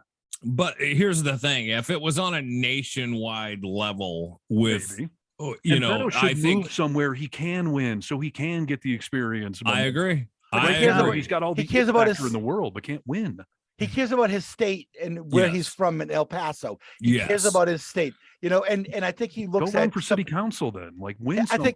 think he looks at someone like Ann Richards, who was really the last Democratic governor of Texas, and says, okay, you know what, a Democrat can win here in Texas, and you know, maybe that those 9 million people I spoke about earlier Yep. who stayed home, maybe a lot of those voters would have pushed him over the top. Woulda, But coulda, I don't. shoulda. It hasn't I happened know, yet. I mean, know. that's He the needs point. to realize at this point that he can still affect change in his hometown if he is sitting, you know, in the White House. So I like Well, someone like I needs to put said, him in their cabinet. I mean, maybe that's the next step for the guy. Yes. Like Pete Buttigieg, like hire the guy. I or agree. something. It's He's not funny you winning the mentioned election. Pete Buttigieg because he's my second. I mean, I would like to see Pete at least throw his hat in the ring, dude. I think that he could be a good president. I don't think most of this country would vote for him, unfortunately. Well, he's got the same ding against him that a woman does. Like there's enough homophobia in this country. Yeah. That some people aren't going to vote for him for that reason. And Now- I'm Is not it saying enough that's that okay. he is that he's a gay veteran? I mean, does that even it out at all? You think? not in the No. eyes of a homophobe, no. Nope. And Not again, at all. you're talking Sad, maybe dude. That's a- why we live in this country that we live in right now is because Yeah. you know, I mean, that's the people you're taking out of the race who could lead us so well. The reason you're taking them out of the race is fucking pathetic, and that's It's why we're in stupid, this yeah. issue. It is, but it's the reality. You know, we got to win a national election, so you need somebody Yep. who's palatable to the nation. And I love Pete Buttigieg. I love Beto. Like, but these guys have to get into positions where they can win and then affect change and rise up. And you know, There's some- their brand. There's a congressperson from California that I would love to see run for president, and Who is that's it? Katie Porter. I love Katie Porter, dude, and she is so good at breaking shit down for people to Yeah. see it in a really authentic Yeah. and realistic way. She's brilliant. And that's the thing is I think a lot of times voters don't understand issues and don't understand how it affects them. And I think that if you're empowering voters, if you're giving them information that they can understand in a real way, that they say, hey, you know what? I didn't understand it before she showed that to me. And then say, you know what? That's a smart woman. I want to follow behind her. I love her so much. I do too. There's a lot of lovable characters on our side of the aisle, but when it comes to the presidency, we got to. Who would you I put think- in there, Steve? I don't have a good answer for you. I'm really sorry. Even You in know, a dream world, you don't have your hopefuls of like, hey, I'd love to see this. It probably won't happen, but I'd love it. well, I mean, the dream world stuff is what we've been talking about. I would love to see I would love to see Poop. Pete Buttigieg. In, I would love to see. office. Oh my God, I can't say it. Pete. Just say Pete. Judge. I would love to see. Beto O'Rourke. I would love to see. I mean, there's several that are up and coming stars that I'm all for, but they haven't defined themselves enough nationally where I would feel good about putting them out there, and that's what makes me nervous. Biden. Biden's there. He won last time. He was no one loved him, but he was a qualified, smart guy. And by the way, I am so sick of hearing about his age. My mom keeps telling me this, and she is not a Fox News watcher, but she's picking it up from that universe somehow. Here's my thought on age. It's the same as a woman's menstrual cycle. Let me connect those two dots for you. Please do. I don't care about your age until you show it. I don't care about your menstrual cycles until you show it. If someone is 80 and has got their cognitive wits about him and has got all these years of experience as Biden seems to have, fine. That's a bonus that you have age and experience behind you. Sure. But as soon as you start acting and sounding senile, and I'm not talking about a speech impediment, I'm talking about truly like you're too old for this job, man, then that's a negative. Same with a woman. like I've been with a lot of women in my life, whether it's, romantically or coworkers or friends, sisters, mother, like if you have a problem with your menstrual cycle where once a month you truly are on medication because you're so out of whack that you need it, that's not good. Most women aren't like that. So for most, it's not a factor, just like most old people don't seem like they're senile and going crazy. And I know any conservatives watching this right now, you've got your montages on the TikTok of Biden tripping on his tongue, but bite me. For people that speak for a living, you can never get every word right. Listen to me just trying to say Pete Buttigieg. Am I senile? No. And I mean, Trump is who you're going to hold up. And think about how often that guy tripped on his tongue. Like, and George W. Bush was tripping on his tongue all the time, but it's not necessarily an indication of intelligence. It's But if you're truly nonsensical. so old, yeah, if you're truly so old that your cognitive wits are gone, then that's not good. Just like if your menstrual cycles are so out of whack that you spend a week out of every month, basically insane, then that's not good. Yeah. So we anyways, agree. my point is, if we don't have some rising star, if we don't have something that can win this next election, then Biden probably should just run again because it's just too big of a risk. But, 2 years is a long time in politics. So we will see what happens. Whether he runs or not is going to obviously define the direction. If he says he's running, then no one else is going to run against him. But if he steps down, it's going to open the field wide up. Yeah, I think if we, like I said, if we in the next 2 years, if he makes some great strides, which I think he has the possibility of doing, he could be the best candidate for the job once again. I hope so, dude. I hope it happens. And also, I don't rule out the Democrats actually winning the House either. It's going Right to be now? close. Yeah, It's possible. So the last Seems like a long shot, but yeah. Still possible. It's still very possible, and it's like it's by 1 or 2 votes, and 1 or 2 seats actually. Yeah. What is it? 117 is what's needed, or 118? 118? Okay. No, is it 218? I think it's 118, but I don't know. But either way, it's going to be razor thin. Even if the Republicans do take a slight majority, that means that every single congressman on that side has to vote in a unified front, and that rarely happens. So yeah, it'll be interesting to see what happens. We're sitting in a much better place today than we were last week at this time. Yeah, and retaining the Senate is a huge deal because that's where judicial and nominees come from, and Supreme Court nominees and all that kind of stuff. And the Georgia election, it still matters because it does. You've got some of these idiots that sometimes don't want to vote with the rest of the Democratic Party. Manchin being obviously the biggest example. So if you can negate him and all the power that he's taken on by having 51 instead of 50, I mean that's a big deal. So well, and the other thing too is that it would be another loss for Trump with Herschel Walker, and then and also you're not putting an idiot like Herschel Walker in the Senate. It's still worthy to keep in mind that we are the strongest country in the United States. Okay. Well, yeah, exactly. Well, and also we're not ready for that green economy yet because we have those really strong, cars, and we have the good air. Yeah, you have the good air. That's right. He said that one today that we're not ready for the green economy. We have to keep driving gas guzzlers because we have good air and we don't have to move anything yet. They did Dave Chappelle. Oh, did you see any of Chappelle's stuff on Saturday Night Live, by the way? No, but I can't say I'm a fan of what I read. Oh, really? Yeah. Did you watch his monologue? He basically I haven't seen it or read it. So you guys continue. So he basically, from what I read, defended Kyrie Irving in that whole the movie that Kyrie Irving was pushing out there that made the Nets suspend him. Nick, listen, this is what. Sorry. Go ahead, Steve. What? No, fact check. Is that true? Is that what his monologue was? I will say this, that after I got done watching it, and this is one of the things that I like about Dave Chappelle, and it makes me uncomfortable at times, that I know I don't know anyone that is so good about walking a tightrope of things that could get him canceled, or that people could be like, oh wow, he's right on the money. His whole monologue made me uncomfortable, and at the end of it I was like, fucking brilliant. Once again, I mean, he took on these issues, and what he did say about that, Brewski, I almost called you Jason. I've never called you Jason. That's okay.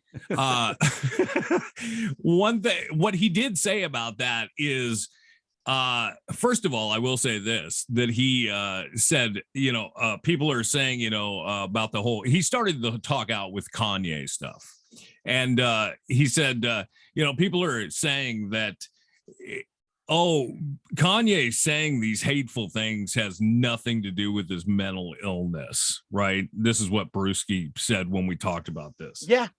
And he said, yes, it fucking does. People who are mentally ill kill people because they're mentally ill. Like it has something to do with it. And I know you disagree with that, Brewski, but weaving the I get it. Yeah. So he says, Kanye did all of this stuff, and what's his name? Who are we Kyrie talking Irving. Dave Kyrie Hill? Irving. Yeah, Kyrie Irving.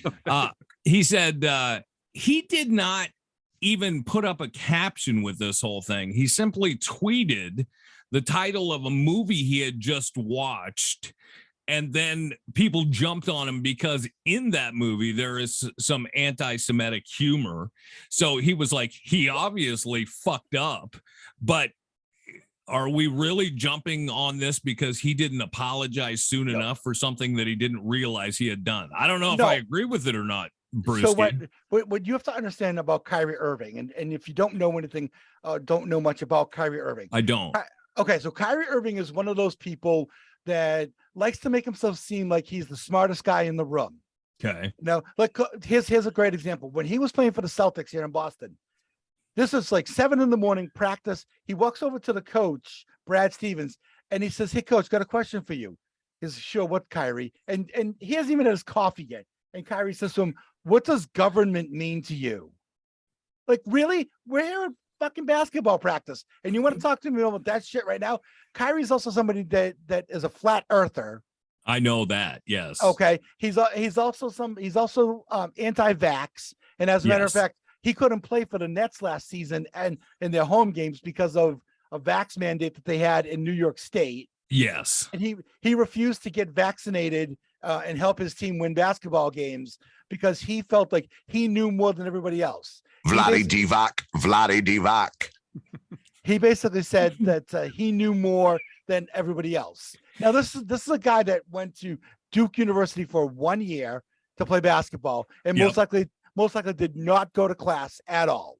He's always seeming like he always tries to make himself seem like he's so much smarter than everyone else. Listen.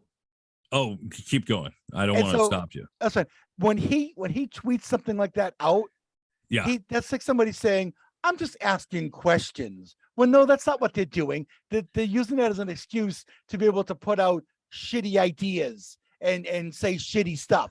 I'm just asking questions. No, you're not. You're saying that. You're saying that so that people don't get on your ass about what you're the Trump thing. Like a lot of people are saying it. I don't know if it's true. A lot of people are saying it. Exactly. So when Kyrie sends something like that out, he's doing it on purpose. He's trying to send a message. Listen. And I wouldn't be surprised if Kyrie actually supports, the black Israelites in particular. I wouldn't either. I'm not saying I agree or like him. I'm just telling you what Dave Chappelle said about him. And I get that, but you know what though? Chappelle is like all these NBA players that go to the defense of Kyrie Irving right away, and it's because they like him. They like him as a player. Yes. Okay. They're not thinking clear. It's kind of like when you're defending your buddy who went and said something or did something real shitty. Oh, he's really a good guy though, if you really get to know him. That sort of thing there, Yep. Listen, here's what I know. Dave Chappelle is not canceled. Kyrie Irving is not canceled. I don't know if Kanye is going to be canceled. He deserves to be. Dave Chappelle, I don't know that he deserves to be because I'm on the board of comedians having a much broader permission slip to kind of joke about things and say whatever they want. But I am so sick of hearing conservatives say that, Chappelle's been canceled. The guy just hosted Saturday Night Live. He's doing a stadium tour. He's doing sold out theaters all over there. There's nothing canceled about him. What he gets 17 million for his Netflix deal? Exactly. Cancel me if that's what cancel culture is. It's interesting, dude, because after his last Netflix special, The Closer, that came out, that he received all kinds of backlash from the trans community, right? And I can say I only have one person in my life or friend who's trans. So I can't speak for the community's viewpoints. But my friend, after this whole closer came out, he was like, done with Dave Chappelle. Fuck him. Oh, That was terrible. Okay. Yeah. I wanted to say, okay, I'm off too. If that hurts you that much, then I'm off too. Mhm. I struggled with it, dude, because Dave Chappelle made you'll have to go watch the monologue, Steve, because he made a comment during this monologue is, you know what? Fuck you. I'm going to joke about shit that's uncomfortable. Yeah. Much like you were talking about last week. Yeah. Hey, there's nothing that is off topic that we shouldn't be able to talk about and joke about, because it gets conversations started and it gets people thinking. Yeah. So I had a really hard time separating myself after the closer. I understood why my friend may have been offended at some of the things that he said, and maybe it's because I don't come from a marginalized community that hurt, but I didn't immediately run out, dude, and say, okay, I'm not going to do it anymore. And that's tough for me, because I want to be able to support people that are hurt by certain things. But at the same time, I do think we need to talk about it. I do. And we're not all going to have the same viewpoint. And as long as I feel like people are not punching down, I will continue to listen. Yeah. Yeah. Listen, the cancel culture is a bullshit thing that the right made up to try to, shame liberals or whatnot. But the sentiment behind it is real, and it's been in this country for a few hundred years. It's the free market. And if you don't like Dave Chappelle and you stop going to his concerts or watching him on Netflix, then Dave Chappelle will go away. And that's what he would deserve if the free market deems it so. And if you want to go online and say, hey, fuck Dave Chappelle, you shouldn't watch him. And if other people agree with you and they don't want to watch him, then that's the free market at work. Just like a hardware store or anything else in this economy, you support it with your dollars. And if you don't want to support something, that's absolutely your fucking right. And if enough people join you, then that's the will of the people. And people like us, people like Chappelle, like Bill Maher, like Howard Stern, people that say controversial things as part of your living, yeah, you have to suffer the consequences for it. Sometimes it's good, sometimes it's bad. I've heard Bill Maher, who I'm a big fan of, although he's kind of gone off the deep end in the last year or two with COVID, but I'm a big fan, but he always bitched about, advertisers that left his show when he was back on ABC TV. And sorry, dude, your sales department needs to do a better job. Howard Stern could teach you that from the ground up, that some sponsors don't want to be part of a controversial show. And that's their right. If Coca-Cola doesn't want to be part of something edgy, fine. But then you go and get, a casino, or you get something that does want to be associated with that, because it is a free market out there. And if you're doing a good show and attracting an audience, they're sponsors for it, but your sales team needs to go do their job. I don't give a shit if Ford canceled, because that was an easy fruit that you picked, but now you got edgy. But that's the career you're choosing. So you've got to accept the slings and arrows. Like Colin Kaepernick, you can take a knee, go for it, but some people may not like it. And, when you speak your mind, you may suffer consequences for it. Thanks, Steve. You're welcome. I think you're 100% right. I will wrap up with saying that he called, this was brilliant, I thought, in his monologue, Dave Chappelle. He said, Trump is a truthful liar.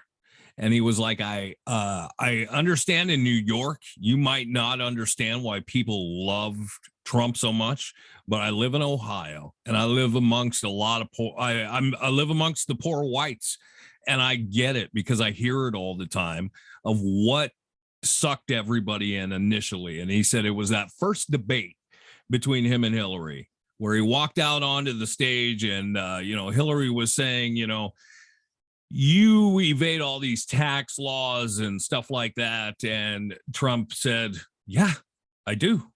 You don't like it? Change the tax codes, change and by the way, you're doing it too. If you don't like it, change the codes. And Dave Chappelle said, this is the first time that somebody came out of the house and said, this is what we're doing inside there, and then went back in the house and continued to do it. Yeah. So just a truthful liar. And I thought that is fucking brilliant in the way that, he got all these people. Yeah. sucked in right away with that shit. People do like genuine people, which is why we have the philosophy on the show of just being honest and real about it, and people will gravitate towards that. And you know, Trump is good at marketing. You know, there's no denying that part. He's not good at running businesses, but you know, he's good at creating a brand and an image, and enough people bought into it that it got him that 30%. But that percentage is dwindling, and part of me wants to see him run again just so we can fall flat on his fucking face and everyone can be done with him. But fucking Trumpty Dumpty, dude. I thought that fucking picture was so fucking funny. And I thought, yeah, that is just the perfect example of what happened here. He's cracked that fucking bastard, dude. Go away. Of course, it's the New York Post that has that, because they always have the best covers. Yeah, but they've also been very pro-Trump over the years too. So to see them jump ship. for sure. So it had to hurt him even more, dude, when it came out. You know, and that's a Murdoch paper too. Yes. Yep, exactly. Yeah. I don't even want to see him run again, dude. I want him to fade into the background and continue to try and yell and scream and wave his arms and say, "Hey guys, I'm still here." Well, we'll see what happens tomorrow. What's today? The 14th. He's going to come out with something tomorrow. So he'll be announcing his run and bring it on. Like I said, the coming civil war in the Republican Party is going to be beyond humorous. And what will probably happen, here's my prediction. We'll see how it pans out. Republicans are going to start to abandon him. They are going to start to distance themselves. But what happens in the Republican primaries? What does the audience out there do? I think they are still going to show up and vote Trump in as the Republican nominee, even though the party is now heavily divided. And it's not going to work. He's toxic enough that he's not winning a national election. Yeah. So, and we'll see what happens with all the lawsuits he's in right now, because those are moving forward. That's the other thing. I mean, I've been waiting for him to get in bracelets since, the day he left the Oval Office. And obviously it hasn't happened yet. But we've got New York State. We've got civil and criminal happening in New York State. We've got the Georgia election fraud investigation. We have the documents he's taken. That's an ongoing thing. And we have the January 6th, anarchy riot. Like, I have to believe one of these things will catch up with him in the next 2 years, and he'll either be in jail or at least be convicted of something that disqualifies him from holding national office. So comical that he wants the documents back. He's like, come on, dude, come on, give them back to me. That was another joke that was made this Saturday. It was like Dave Chappelle said, I've been fired from a lot of jobs, and I'm going to be honest with you. When I was fired, I stole staplers. I stole a mouse once in a while. He was like, you know what? I never stole work. Like, I never stole work from work, you fucking idiot. It is beyond insane, the level of narcissism that he thinks those are his documents, and it's give them back. He took them. Hey, dude, this is funny too with Fetterman going into he won, so the conservatives were all up in that shit. And I can't even remember who it was. Maybe it was Ben Shapiro. I don't know, but he was talking about the fact that he had a stroke, right? Is that what happened to Fetterman? Yes. Yep. Yes. And he uses the aid of a computer to communicate at times. Are you aware of this? Fetterman does. And I don't know if he's still doing it all the time, but he does. These conservatives were saying, like, do you honestly trust that? I mean, this is we have a guy coming in, and the fact that he's using a computer to communicate. If you want AI to take over, I mean, we're doing it through Fetterman right now. It's like Bill Gates is running his computer. It's a teleprompter, basically, is what it is. Yes. So what it is during the debate, instead of just having the question for him to hear, because part of the whole problem with his stroke was it affected his hearing. Yes. So what happened was he was able to see the question typed out in front of him so that he could read it while it was being said to him. And I don't see a problem with that. I mean, that's like having a problem with a deaf person being able to represent their constituents, Well, yes, you fucking ableist, you fucking asshole. Right. Stephen Hawking seemed to do just fine having a computer speak for him and being the most intelligent man on the planet. So, yes. Yeah, but conspiracy theories of who's really typing on the computer. I mean, just fuck you and your conspiracy theories. So hey, just no Ron Burgundy moments. That's all. Right. Yes, exactly. Please, Ron Burgundy moments, dude. That's what this country needs. Oh, I would vote No. for Ron Burgundy any day of the week. No, I'm talking about I don't want somebody typing something and reading the, fuck you San Diego Yeah, thing. yeah. You know what I mean? Yeah, Well, unless it's a Republican that's doing it. I don't care about that then. yeah, of course. Do we want to hear from some of the less intelligent people in the audience out there? Love it. Why not? All right, so let's like I said, we go to our social media platforms. We're on all of them, and we got a bunch of good videos and content there. But we are starting the quest of replying to the comment section on our various platforms, and I've taken over the mantle, and Nick's worried that I'm going to get him assassinated. But if people watch the videos, it's pretty clear which one of us is the dick. So I'm pretty sure they know it's me. But Brisky. start identifying myself if it makes you feel Yeah. better. But here's a crazy comment. I mean, talk about somebody who's just fucking insane. Nice. The one we were talking about, Dick's. Dick's is a fast food place, a drive-in in the greater yeah. Seattle area, and they have phenomenal hamburgers. Yes. Yes. This guy says Dick's is for stoners. I got a hamburger and wanted to huck it at the homeless dude in the tent right outside the door. Terrible unless you are starving. Wow. How could That's- somebody not be in favor of Dick's Burgers? Well, you know what it is, that's those people that go there and they get bothered that they can't say no sauce or no pickles and They serve it the way it is. Exactly. That's And the the thing way it about is Dick's. great. And Yeah, also, people get down on Dick's because some people for burgers, and I am such the opposite of this. Some people want a thick ass patty, like No. a 1/2-inch patty. I hate that shit.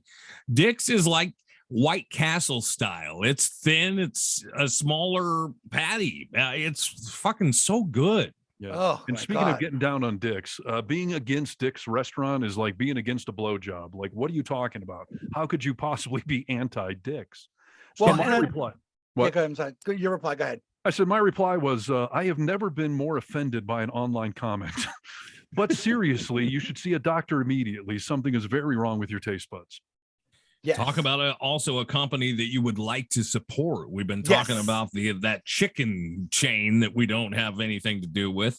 Mhm. Dick's treats their employees so well. They pay them a living wage. They help them go to school. I mean, it's a solid company that makes fantastic food. And on top of that, they contribute to so many charities in the Seattle area. Yes. Yeah. Every year, it's enormous the amount of money that they donate and the good they do. Yeah, You're and speaking correct. of Chick-fil-A, our we set the record for our page on TikTok with our Chick-fil-A video getting 7,500 views. And now it's taken off on Facebook. We're up to about 1,200 views on Facebook. And somebody commented on the Chick-fil-A thing, you guys are garbage. And my reply was, if you eat at Chick-fil-A, then you must love garbage. So thanks for the love. Perfect, dude. Perfect. You have a solid point. Thank you. One of our other fun videos that we've been discussing here is what's the appropriate age dating, limits? How much younger than you should you be able to date? And we've heard everything on the show from 18 to 28 to 35 is our cutoffs. Nick and I are 46, Brewski's 51. So we've been debating. And this one woman on that video where I was saying that, you should be able to date a 28-year-old. It's a fucking adult. I'm not talking about an 18-year-old or something, a 28-year-old. She Okay. commented, just ew. And she has the puking face emoji next to it. So That's what I was originally telling you, Harness, is that women that are older are going to be turned off by that. Well, so Obviously. my comment was back to her. Of course, it's a woman who says that. Don't hate on younger, more attractive women. That used to be you. Hashtag ageist. See, this is why I think I'm going to get murdered, Brewski. She replies, pervert, or should I say Como? And I can't tell if that's a typo. Como, Chomo. What does that mean? Supposed to be Cuomo. I don't know. And I replied to her, like, hey, in all seriousness, why does dating somebody younger of legal age make one a pervert?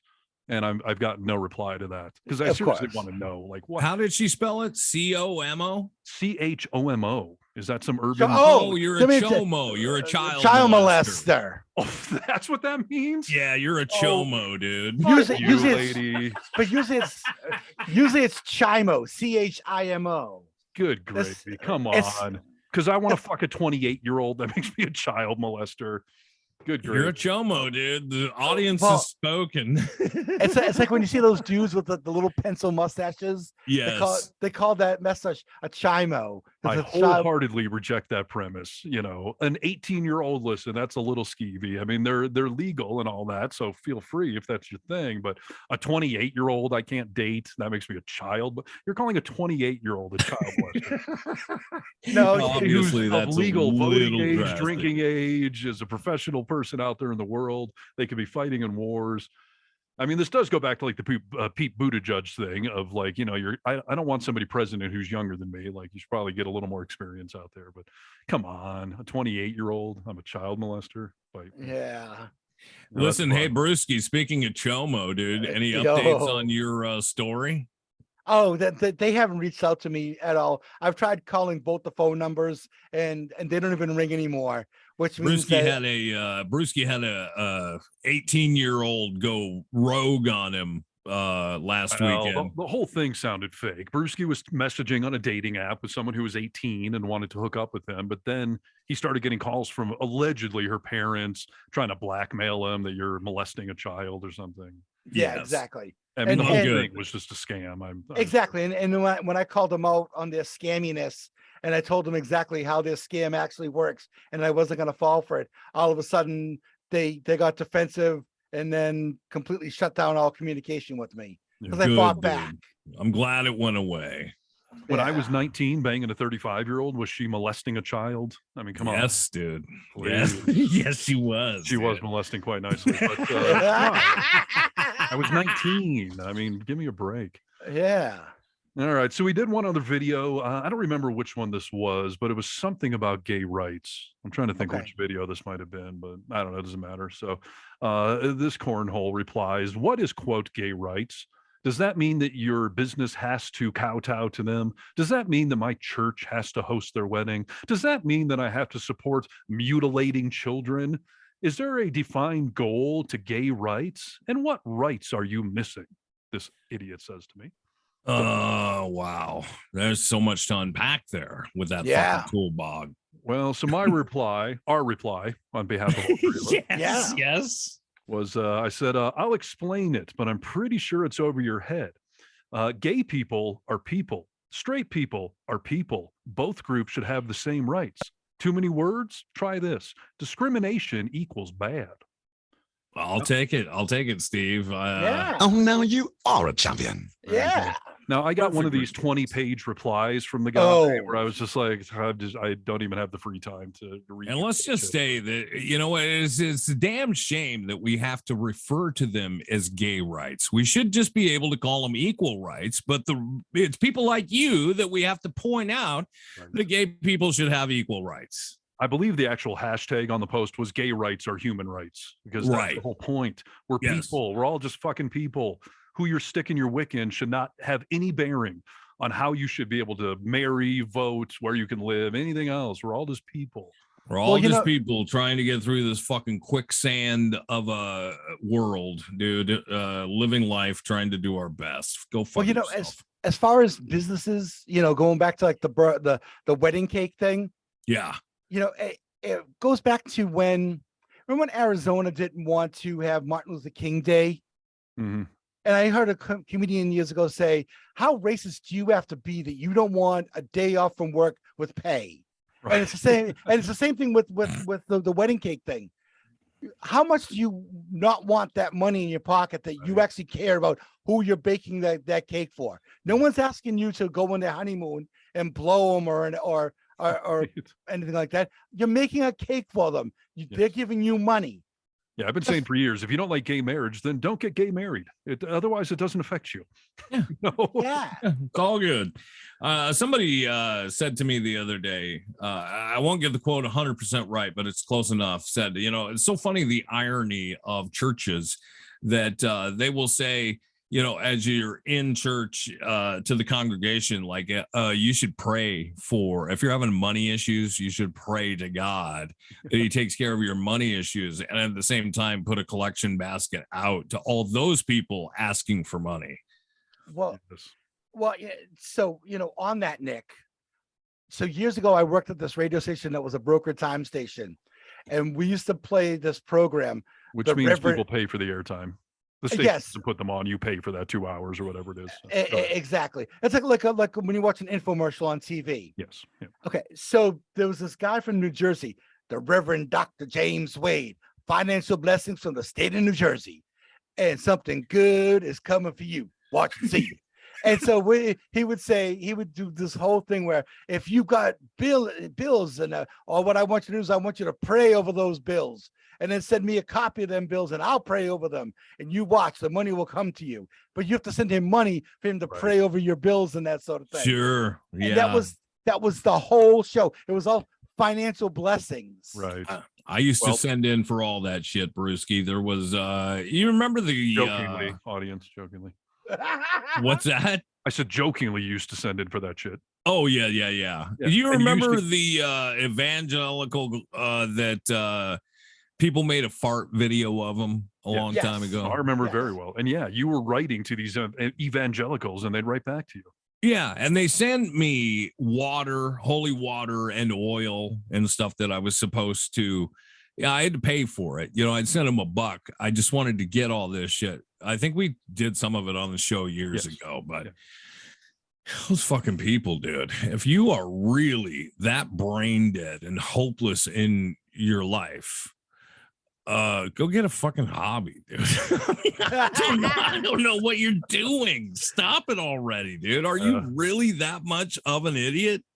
Again, you can't apply logic to some of these situations and people, especially when it comes to religion. So on that topic, I had read this comment originally about one of our Chick-fil-A videos. The woman said that I love Chick-fil-A because their food and service is great. I also support them for taking a stand for Christ and closing on Sunday. You can continue supporting this satanic movement, and I'll continue supporting Chick-fil-A. So I replied, yes, Christ absolutely wants you worshiping the almighty dollar and not caring about the plight of your fellow man. I think that's on page 1 of the Bible, isn't it? Question mark. Well, another one that I will accept responsibility for. Oh, now you are a champion. Well, it's like Bono always said, the God that I believe in isn't short on cash. That's right. Booyah. He said that in Bullet the Blue Sky. Yes, he did. That's a great line from that song. One I've paraphrased in my own context over the years as well. Here's another one on one of the Chick-fil-A gay rights videos. And again, this is like we were talking about how people in the comment section just want to argue and sometimes just bring up shit that's got nothing to do with anything. So this was about, Chick-fil-A and gay rights. And the comment is, let me guess, most importantly, make sure that you've got a stack of hermetically sealed masks for the bus ride. Why are you bringing masks into this topic of Chick-fil-A and human rights? So my what do you reply mean was, for the bus ride? I don't understand it. I believe this was boycotting pro-gay businesses. So I guess he's saying, you're showing up to the protest or whatever. Make sure you have your hermetically sealed mask. So our reply was, LOL, let it go. The mask era is over. Don't you have anything more current/stupid to say? Very nice. I'm sure they could come up with something. Right. Yes.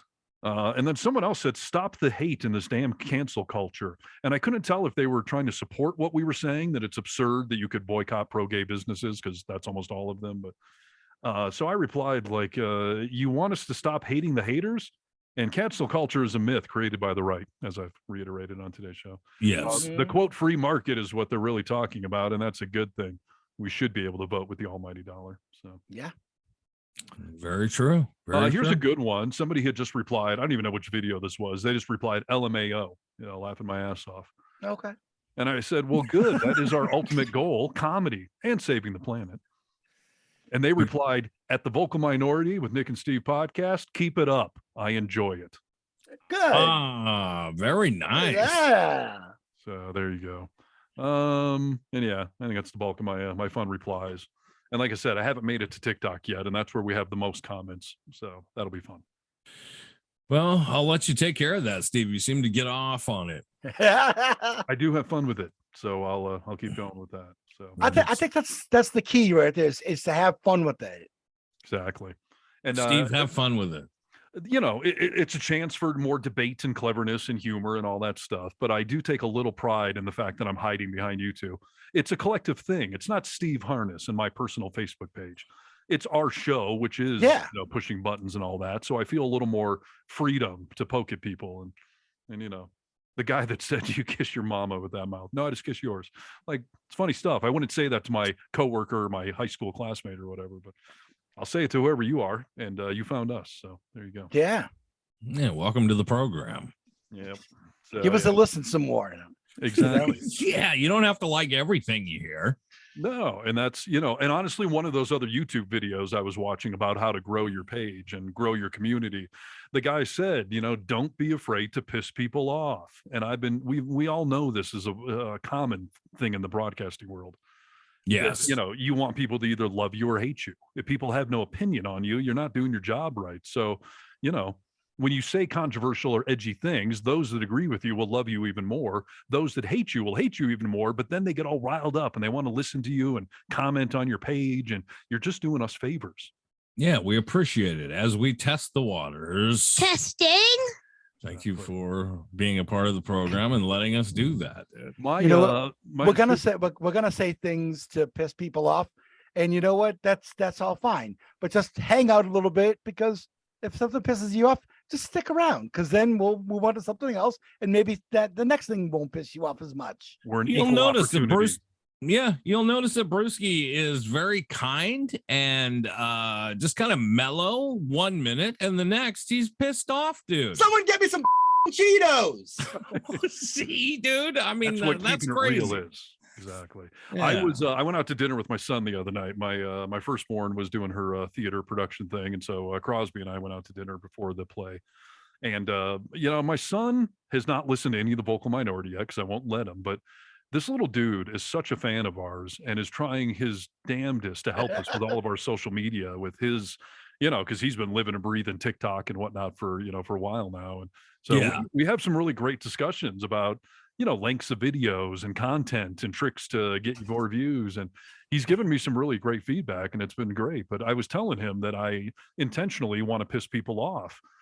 I won't say something I don't believe in to piss people off, but I'm not afraid to say something I believe in, knowing that it may piss some people off. And sure, he was very like, whoa, you can't do that, Dad. You can't do that. And I told him, like, the Queen, like, I don't give a shit that the Queen died. He was like, you did not say that on TikTok, did you? Like, he was aghast. And I had to explain to him that parts of our discussions are you sharing your social media knowledge with me, but your dad is a professional broadcaster, and I do understand certain philosophies, such as pissing people off is actually a beneficial thing for your brand and your show and everything else. So we were talking about that. But we had a crazy waitress experience the other night at Applebee's. This woman comes up to our table. I understand everyone is having staffing shortages everywhere, right? Yes. And I, as a philosophy, am very, very nice to waiters. I try to be nice to everyone in any sort of retail environment, because I know they deal with assholes all day. But waiters and not waitresses, just waiters, or both? No, I'm keeping it gender neutral, Nick. Okay, all right. Waitresses too, sure. And it's a big deal to my firstborn, who worked at a restaurant 2 summers ago and got the other side of things. So we're always very, very nice to the waiter or the waitress. And so Crosby and I, the other night, we had this waitress at good old neighborhood Applebee's. And first of all, she was kind of hot. So when she came over the table, my first instinct was, let me practice, talking to a, attractive woman. And this poor woman was, I mean, you could tell she was flustered and, just completely out of her element. And I was kind of, again, just trying to be nice and talk to her. And, first thing she's like, can I get a drink order? And I was like, actually, we're trying to get to a place. So can we just order everything right now? And she's like, sure. So she's like, what do you want to drink? And I wanted a margarita. So I ordered that. And she turns to my son and was like, what do you want? And he got the L out of lemonade, and she cut him off and looked back over to me. And she's like, oh, I'm sorry, I need to card you. Now, my first thought was, hey, boy, I haven't been carded for fucking ever. Sure. I mean, if you don't see the gray in the beard, or if you think I had my son over here when I was 10, then I guess it makes sense that, that you're carding me. And then she took my ID, she glanced at it, put it down on the table, and then turned and walked away. She did not get the rest of Crosby's drink order, nor did she get our entire food order. Okay. So right away, I'm just like, oh boy, something's going on with this woman. She vanishes for, I don't know, 10, 15 minutes and then comes back to the table. And Wow. she's like, oh, your drink. It's coming. They're working on the bar. And I'm like, all right, no sweat. I said, but hey, we got this show to get to. Can we go ahead and place her food order? And Crosby orders the chicken strips platter. And she looks at him like he just ordered some exotic thing from off the menu. She was like, chicken strips platter? And I'm like, yeah, it's on the menu. It's one of your, more common items, I would imagine. She writes it down again, like she's translating hieroglyphics. Like, what are chicken strips? And Chicken then fingers, again, baby. she takes the order, she leaves, and another 10 minutes or so go by. No drinks, no appetizers, no food. I haven't seen this woman in forever. And I flagged down this other hostess that we actually know from around town. I was like, hey, I'm just, I'm wondering where my drink's at. And could you, maybe just check on the waitress, tell her to come on over here. She comes back 5 minutes later and tells us, your waitress left. She just left. She quit her job? She quit. She just walked out of the restaurant. Well, that makes a lot more sense now, right? I mean, you flustered her with that fucking chicken platter, dude. She's like, I'm done. Between ordering a drink and the chicken strips, but this woman just apparently just handed in her smock and just walked right the fuck out of there. And it took the staff a good 10 minutes to realize, hey, where'd Emily go? Or whatever her name was. Why'd you call that a schmuck, dude? A smock. Smock. Yeah. Yeah, I understand what it is. Why'd you call it that, though? Why not? What would you call it? A bib? An apron? Yeah. It's not really an apron, though. An apron covers your entire thing.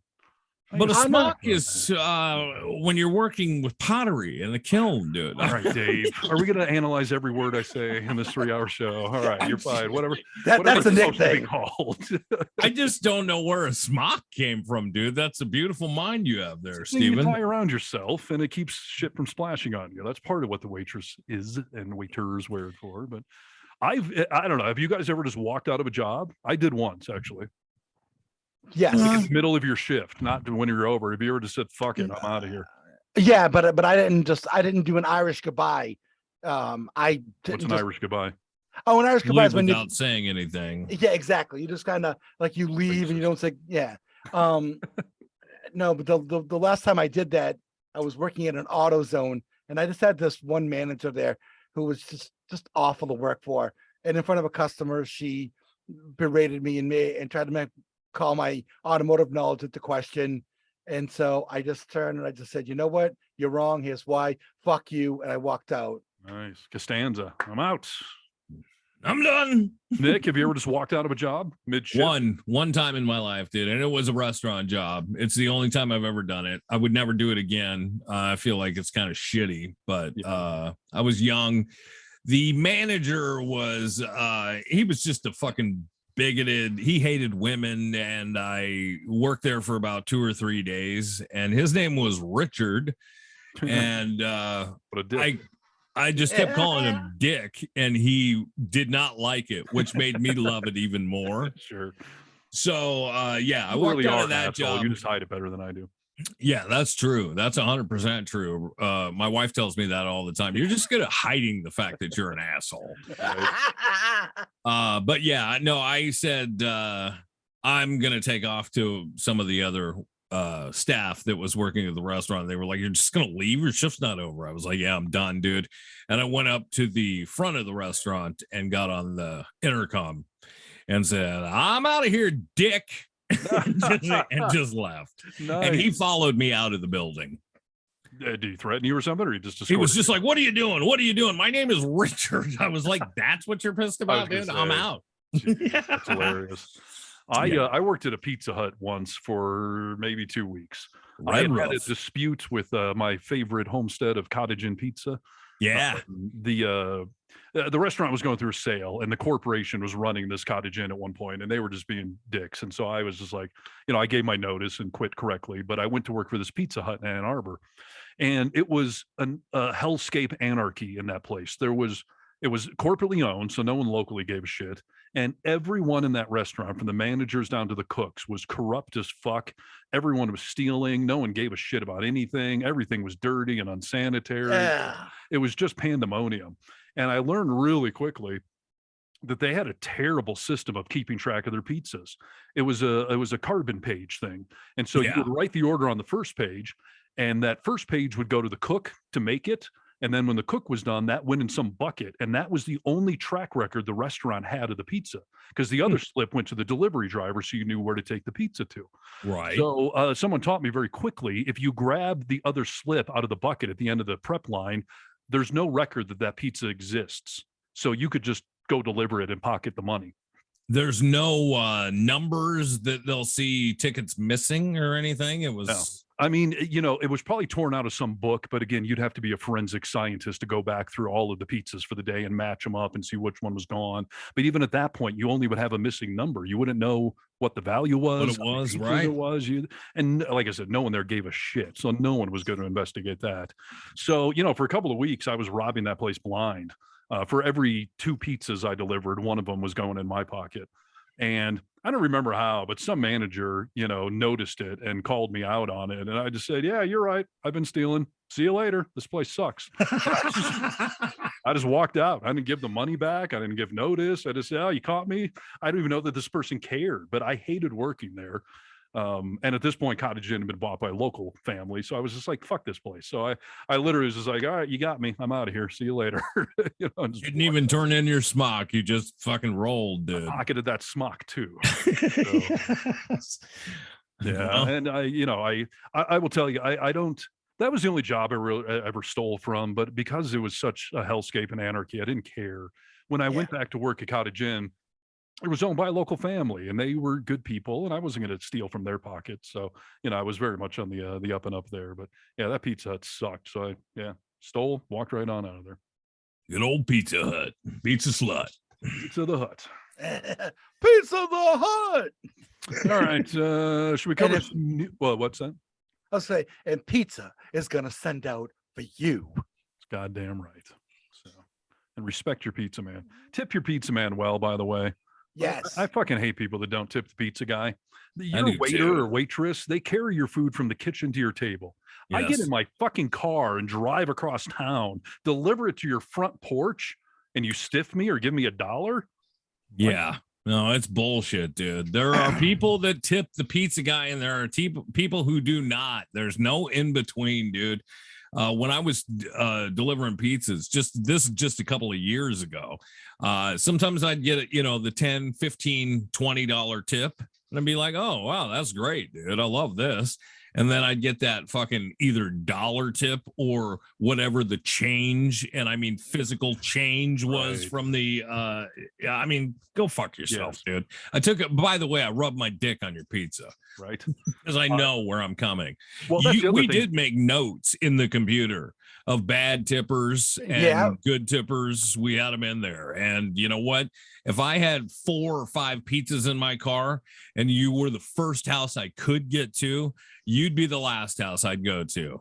Yeah. Yeah. They always say don't upset the wait staff because they're back in the kitchen with your food. Well, I'm driving around in my car with your food. You don't want to piss me off. And I only did it once, but I hawked a big old loogie under someone's cheese once because I delivered the pizza to their house and I forgot like the 2-liter of soda or something. And they went off at me and they're like, take this whole thing back to the store. By the time you get back with the soda, now my pizza's going to be cold. So I want a new pizza and get my fucking soda and get back here in 10 minutes or less. And yeah, I went and got your fucking soda and I hawked a loogie in your pizza and brought it right back to you, you moron. Yeah. And I used to have a technique, by the way, because what you were talking about, people that will give you the coin change or the dollar or whatever. I did. I would have coins in one pocket and bills in another pocket. And what I would do was to start with the change. You always start with the bills. And my bill fold that I took out, I always had ones on the outside. Because if somebody's pizza was $14.50, you owe them $5.50 back. If you hand them a $5 bill, they have nothing to tip you with. Right. So I always counted out 5 individual ones. So now they have a chance to tip me. And then the other technique, I would be like, all right, here's your $5. And then I would start rattling around in the coins in my pocket, just like, hold on, let me get these coins. And they would always be like, keep the coins and here's a couple of bucks off the 5 you gave me. And if you, like I said, if you give them a 5, then you get nothing. So yeah, you're screwed. I was smart about working the system. You're such a smart pizza guy, Steve. I'll tell you, man, if the radio podcasting career just bottoms out, delivering pizzas was not a bad job. You drive around listening to music, smoking pot. You got pizza up the yin yang to eat back at the shop. Like, it really was not a terrible job. And I walked out with good tip money every night and all that stuff. So Yeah, not a bad deal. I think if I think I'm on to Brewski's gig, dude. I think I'm gonna do Uber if if I need to get a new job at some point. I think that's probably what I'm gonna do. yeah. Well, so Go ahead. I was just saying, I'm in way over my head nowadays, being back to a single income and all that. So yeah, I may be spending some Friday, Saturday nights driving around in Uber. So what do you say, Brewski? Can you make any money? yeah, well, so last night I was out driving, and this goes to the discussion about tips. And I picked up these women over in the Seaport District in Boston, and they were going to this bar in downtown Boston, and I didn't know the bar. They were from out of town. They're from Tennessee, and one of them sat up front with me, and she was hot, older chick. She was hot and blonde. Tennessee has that accent, had this like hat on, and she was gorgeous, So they were like, "Well, what can you tell us about Did this you give place and her a that?" tip? You know what I mean? I wanted to. I really wanted to. Yeah, sure. But anyway, long story short, they don't go to the bar where they're going. I'm showing them around the city a little bit as we're driving, and I'm pointing things out. And they're like, "Oh, I love this. I didn't know about this. I didn't know about that." And so I end up dropping them off at this other bar near their hotel, and that they had already gone to, and they were like, "Yeah, let's just go there instead." Now I've missed out on 2 rides while I've had them in my car, and I've shown them around, and they're like, "You should give tours. You're a really great tour guide," and that sort of thing. Nick said the same thing about you. Yeah. And they were like, "You know what? We're gonna tip you really, really good when we get out of the car." I'm like, "Okay, right." Whenever somebody tells you they're gonna tip you really good, Sure, you're like, sure, dude. Yeah, your $4 is not gonna really excite me. No, they didn't tip me at all. Oh, they stiffed you? I thought you were going to say they flashed their boobs at you. That was their really good tip or something. No, They stiffed you? not. And here's the thing though. So I dropped them off at that bar. They had all day today to go in and send a tip, because sometimes I'll give a ride, and if it's late night, it's like the next day in the afternoon, that rider will go to their Uber app, and they'll close out the ride, and they'll tip me then. Yeah. Nothing. Wow. Nothing at all. Did you give them a bad rating? You give them a rating when they get out of the car. You can't go on to your next ride until you complete that part of the trip, which is giving them a rating. I see. Boy, that what's charges me what's up, the short dude. answer? You're in a major city. I mean, can you make some money driving Uber or no? Or Yeah, you break it even after all the wear and tear in your car and everything? no. That's how he supports himself. I mean, that's all you're doing right now, isn't it, Brewski? Yeah. I mean, it's not unusual for me to make just shy of under $1,500 for a weekend. Okay. Yeah, that's great money, dude. I mean, yeah, that's I fantastic. live in a small town. I mean, we're a tourist destination, but I would think on a Friday or Saturday night, I could probably do okay around here. But Oh, yeah, otherwise, absolutely. It's a ghost town. And your rides would be so quick, Steve. I mean, you wouldn't be using a ton of gas. Yeah, Is that a con though? How do you make the money? Is it length of ride or tips is mainly where you're making money? Bang the rides out, dude, and get the tips. Bang the rides out. Yeah, it's the length of the ride. And then the other thing too that helps me with my money is that, so every weekend Uber has you select a quest. So then you say, okay, I'll do 70 rides, or whatever ride. They have different levels. And then for every level, there's a dollar value. Like this past weekend, if I completed 70 rides, I would get an extra $150. And that's directly from Uber. I see. And so, but that means that I have to do mostly short trips, because I have to average about 22 to 25 rides a night, which really isn't all that difficult to do. And I'm getting what, 5 hours, 6 hours? No, closer to 8, maybe 9 hours. All right. Well, Steve, you know what, where you could also really benefit is you could make some money taking people to the airport, dude. Yeah, that's right. Yeah. Well, right now, I avoid airport rides. Unfortunately, I used to make good money picking up people from the airport. Yep. But there are 2 tunnels that take you out of the airport in Boston. Yeah. The Ted Williams Tunnel and the Sumner Tunnel. right now, every weekend they're closing the Sumner Tunnel from Friday night till Monday morning. Yeah, you want nothing to do with that. That creates a mess on the road, dude. But on the Ted Williams Tunnel gets completely backed up. Yeah. Now, I That's mean, a good update. News, traffic, and weather together. I like it. yeah. But so For those of you listening in the Boston area, which is currently Brewski and his sister, please avoid the Sumner Tunnel on Saturday night.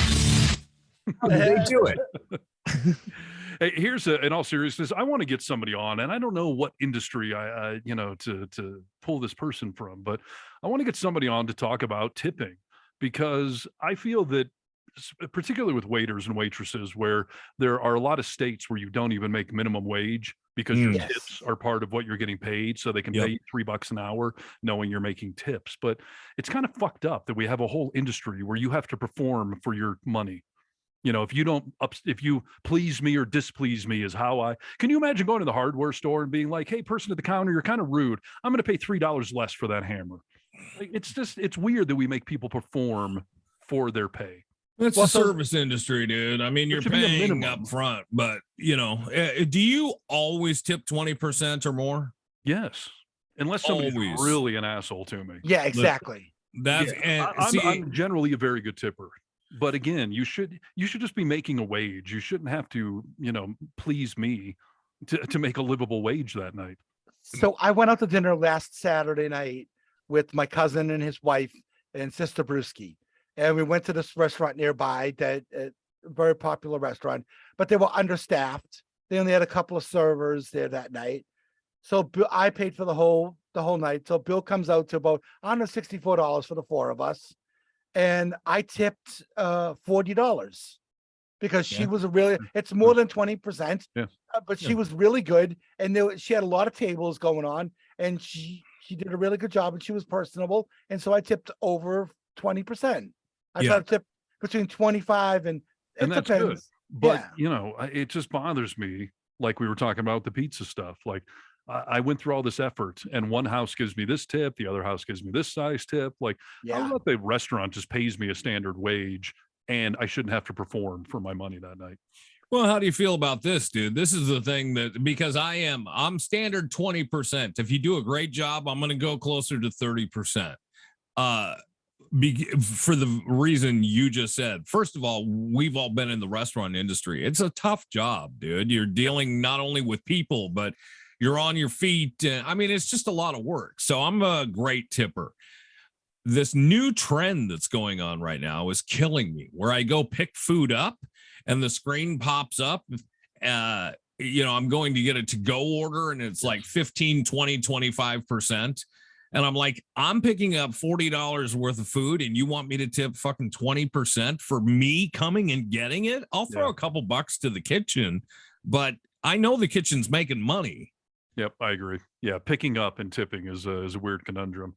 And I did it during COVID. I did that during COVID without issue, because I was like, these restaurants need our support, right? Yes. But now that we're back, like, dude, I have a real hard time with it. And the fact that it automatically comes up on the screen and I have the option to skip it, but you're making me pick. And I know as soon as I hit that no tip or $1 tip, custom tip, that you think fucking cheap ass dick. Like, I know that it puts pressure on my heart. No, Yeah. I'm with you on that. Pickup orders, I don't feel the need to tip. Maybe just a buck or two, like you said, just for some sort of friendliness. But the other thing I've noticed too, and this actually happened at the Applebee's the other night, when they give you the option, here's what 15% is, 20%, 22%. Yep. I saw the highest category, I think, was 22% tip, but it was less than I would have tipped you. But now I'm not going through the option to do custom tip. Let me type this in. So I just did 22%. But I'm thinking, like, you just cost yourself a couple of bucks, because I was going to tip you, $15, but 22% was technically $12. So you just kind of shorted yourself. It's So. for the world that can't figure out percentages anymore, dude. I mean, the youth of America don't know a lot. Okay. Amen to that. Well, so I tip. That's why I'm trying to date them, so I can help educate them. Yeah, good, you chomo. I'm glad I learned a new word today. Yeah, go ahead, Brisky. Whenever we go to this particular Chinese restaurant that we've been going to forever, Yeah. and I pick up our food there. and I tip there because we've been going there forever. Sure. And even towards the end of my mom's life, they would always ask, "How's your mom doing?" And 'cause my mom used to go in there all the time. And for a while, the guy would ask me, "You want the noodles?" Because those little crunchy noodles that you put in chow mein. And Yeah. my mother used to get them to give to one of her pet birds. Right. But the guy was asking me, "Oh, your mom is Kathy. Do you want these for her, for the bird?" And I was like, "Oh, we don't have the bird anymore." He's like, "Oh, tell your mom I said hi, and I haven't seen her in a while." So those folks, and they always do a good job on the food. I've never had bad food from there. No, that's cool. It's above and Sometimes- beyond, and I'll pay for it over and over again. If you personalize my experience and let me know you're thinking about me and you actually care that I'm getting good service, I'll pay big money for it. Yeah. It's a catch-22. There are some local businesses that I go into so often they start to know me. It was like back in Seattle when I ate at the same McDonald's like 3 times a day, and my credit card would come up with a warning like, "This credit card's been run once already today." Part of me is like, if I'm here enough that you now know me, I'm going to go eat somewhere else because I feel it's kind of creepy. But there are some, locally run businesses that they're just good people and they get to know you. But again, in the food's good, small too. town I'm in, and they usually try to, make sure you're done right and all that. But I have a lot of those connections in the small town I live in, not only because I frequent businesses, but because some of them are my clients and whatnot. But Yeah. it gets to the point where I've had this happen many times in this past 6 months where it's like, "Oh, Steve, where's your lovely fiance? Where's she tonight?" And now I got to get into my personal life with you while I'm trying to pick up my burrito or something. It's like, you know what? I'm just not going to eat here for a few more months. Maybe you'll forget that I was engaged or whatever. Unless I just have to say, you got 2 things wrong in that short statement. She wasn't fucking lovely and she's not my fiance. Just so you know. Yes. Yeah. Hey, Brewski. Yes, sir. Did we just have an anniversary of 1 year of your mother passing? No, that comes in February. Well, what we recently had was yesterday was 2 years since my dad's actual funeral. So my dad died on October 30th, but we didn't have his funeral until a couple weeks later because, all the things you go through with medical examiner and cremation and that sort of thing.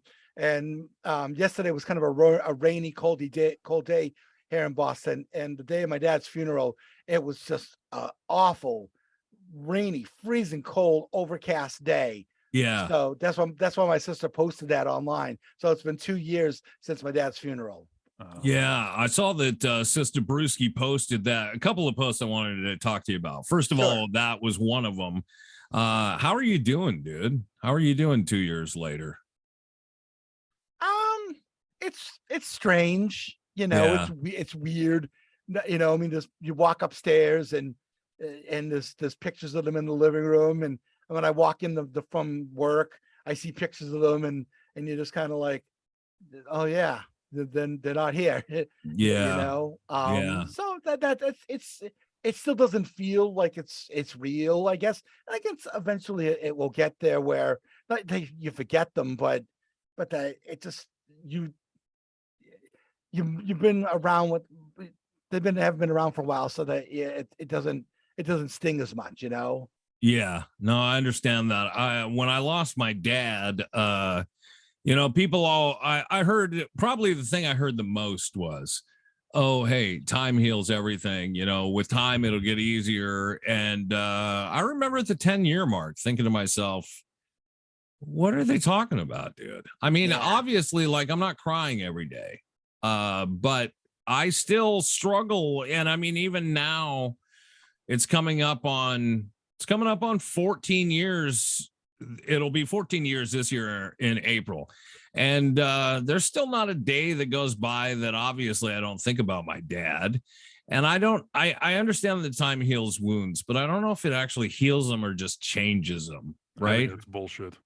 Jack Johnson said it best. Sometimes time doesn't heal. No, not at all. What's your thing you say, Steve, about people, the memory of people after they pass? Well, it's so eloquent the way you put it, and it touches me when you say it. No one's dead if they're still, in your memories, and you keep people alive that way. But I think what is it? What's that fucking show where the guy died by the toaster? So This Is Us. Yeah. Oh yeah. The crock pot. Yes. Yeah, the crock pot. Yeah. Yeah. There was I was not my ex-wife was a big fan of that show. So at one point I tried to get into it, and it was a good show, but it's so fucking depressing. Like, I don't need to cry for my entertainment, at nighttime. But there was one of the most brilliantly, phrased scenes I've ever seen on how to deal with death. And you can YouTube it, because a bunch of people have pulled just this clip out, because it was really well stated. And it's basically the male model dude was talking to the little kids and comparing life to a painting, and that one part of the painting may already be done, but it's always there. The people that are gone are still part of the painting of your life. They're there permanently.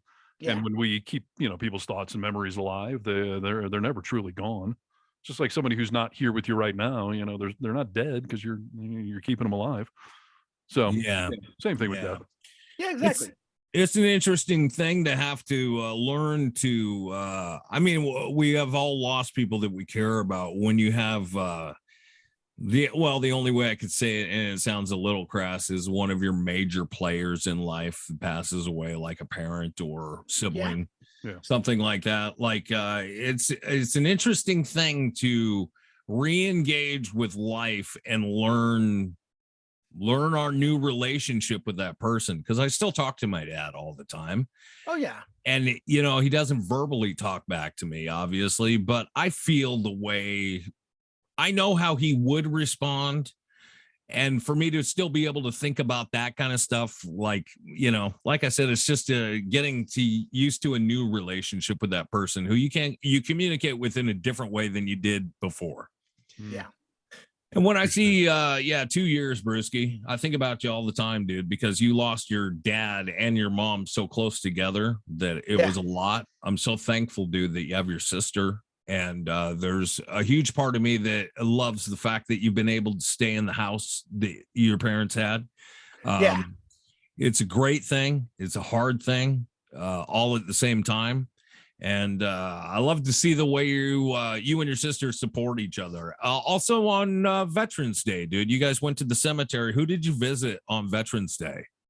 Oh, so first we went to go visit, we went to go visit my grandparents, but then also my great aunt Dee, my Nana's sister. She was in the Women's Army Corps in World War II. And I cleaned up their headstones and did some planting there. And then we took a ride over to there was another cemetery nearby where my dad's father is buried. And he was a Navy veteran in World War II. And we went and we saw him too. Yeah, it was a beautiful thing, dude, that you cleaned the headstones. And what did you plant, dude? Oh, we just found some plants at the store and just planted some flowers there, Yeah. What's on your face right now, Steve? What do you think? Steve wants to say something to you. Sorry. You're depressing the living shit out of me. Where are we going with all of this? Good gravy. Oh, no. But it was just nice to go visit my grandparents. It is? This is only a comedy show? Is that I know we get serious just a comedy sometime, show? but Because boy, if we have made this just a comedy show, we need to erase the fucking first 5 episodes. No. So anyway, I get it. So took this anyway, down a notch here. So, yeah. That's right. It's just one of those things where we went and visited and just hung on a little bit, and good times. Yeah, good, dude. The reason I bring it up, I'm not depressed by it. I think it's happy. It's happy for me to see you celebrating these lives, dude. And we will continue to talk about things on this program that are just fucking real life, Steve. Why are you so sad all of a sudden? But Steve, he was asking me about Veterans Day, and as we all know, Nick is married to a veteran. Yeah, dude. We had one hell of a program put on by my niece for Veterans Day. This is funny, dude. These school kids now have these veterans. Just came back. Be funny, please.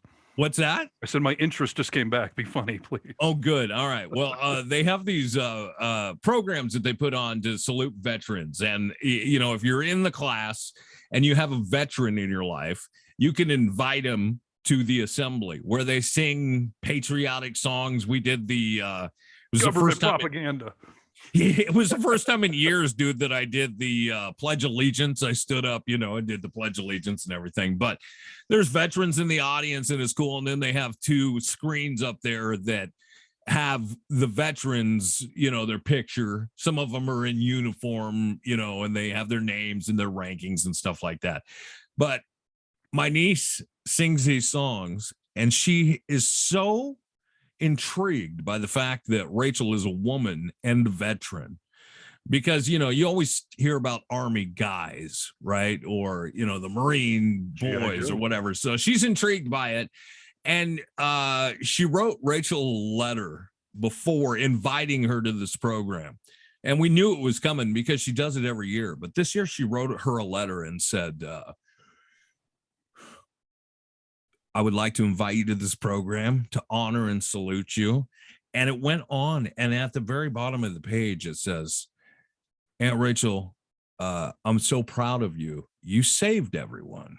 You saved everyone. I think it's great. Right. So Rachel's like, what do you mean? What? She was like, what is she trying to say? I saved everyone. I was like, she thinks that you're responsible for saving everyone, dude. Democracy. Yeah. Just go with it, dude. So Badass yeah, that's been the soldier out running joke around the house for the last week. Anytime Rachel does something, I was like, poof, that on top of saving everyone. Fucking killer, Did dude. the dishes and save democracy. Nice. Wow, work. you're doing it. Oh, You are on a roll, dude. You saved everyone. Wonder Woman right there. Yes. So yeah, no, that was kind of nice to see her honored at this elementary school assembly. It was pure and cute and fun. So it was cool. Yeah. Very cool. As long as we're talking about depressing topics, because I started off the show depressed, and now and then our comedy and fun, it had me out of it, but now you brought me back down a notch. Good, dude. I know we don't want me feeling too good. I got a couple articles here talking about ways to deal with depression, and some of them are quite interesting. First of all, a study came out, and I'm reading this from CNN. A mindfulness meditation course can be as effective at reducing anxiety as a common antidepressant. The research published November 9th in JAMA Psychiatry, JAMA. My dad always got that magazine. It's a medical thing. Journal of American Medical Association. There you go. Nice job. It involved a group of 276 adults with untreated anxiety disorders. Half of the patients were randomly selected to take 10 to 20 milligrams of Lexapro, a common medication used to treat anxiety and depression and can cause raging diarrhea. The other half were assigned an 8-week course in mindfulness-based stress meditation. The results were the exact same for both groups. The pharmaceutical medication had the exact same effect on their anxiety levels as simply meditating every other day. Doesn't surprise me one bit, dude. Doesn't surprise me. Not even 1%. It doesn't surprise me. Yeah. I mean, I meditate a lot. My dad actually called me about this, and he was like, "You should do more meditating." I was like, "Well, I work out every other day, and the days I don't, I meditate." And I'm still. What's meditating to you? What do you do? That's the thing. They talk about a 45-minute meditation routine, and I've never done it that long. I have the Breathe app on my phone, and they have either like 5 or 10-minute meditation things that are meant for like a lunch break or something like that. And I find them to be very helpful, and I've gotten pretty good at it, and I can do it without the app now. But yeah, I find a lot of benefits from meditation. But yeah, it's interesting to see that a study showed there was the same effect. I went to a weekend event a couple of years ago. It was for people that live with multiple sclerosis and have pain. And it was all meditation that you can do to not have to take medication. And it was, so the whole weekend was dedicated to these. And I guess there's different kinds of meditation, whether it's, and some of it's synonymous, but it could be, for depression or for pain. But it was interesting that some of the people that I met there, I think that it is imperative that if you go into meditation to replace medication, it's only for the strong minded. Yeah, you really have to be able to tap into your mind and control it. You know what I'm saying? So my ex was a believer in meditation, but there were multiple times that we meditated together, especially if things got stressful. She couldn't do it. She could not stay focused on the actual meditation. Her thoughts were all over the place. So Really? someone like her would probably not respond well on the survey as to how effective is it. But I would argue that you weren't doing it correctly. So obviously it's not going to be very effective. So I'd argue that she had so many other things going on up there that it may have been that, Yeah. But your point, like you have to be able to do it correctly and have the mind over matter. And then it could truly be mind over matter where, antidepressants and whatnot are all about serotonin and chemical levels in your brain. Right. Meditation is 100% in your brain. So yeah, I would see that if you can do it correctly, it probably would have equal results, but some people may not be able to do it or so damaged that they would need the pharmaceuticals to at least get them back up to some sort of baseline where maybe then you could start meditating and Sure. one off. But you ever heard of transcendental meditation? Yeah. It's something that I am looking to take a course in, actually, because I know the people that I know that practice transcendental meditation thrive in life with the use and the practice of it. Yeah. Now there's you got to learn it for the power of your brain. Yeah. Have you ever heard of blue therapy? Blue light therapy? They call it blue therapy. Have you ever heard of it? Is it watching a lot of porn?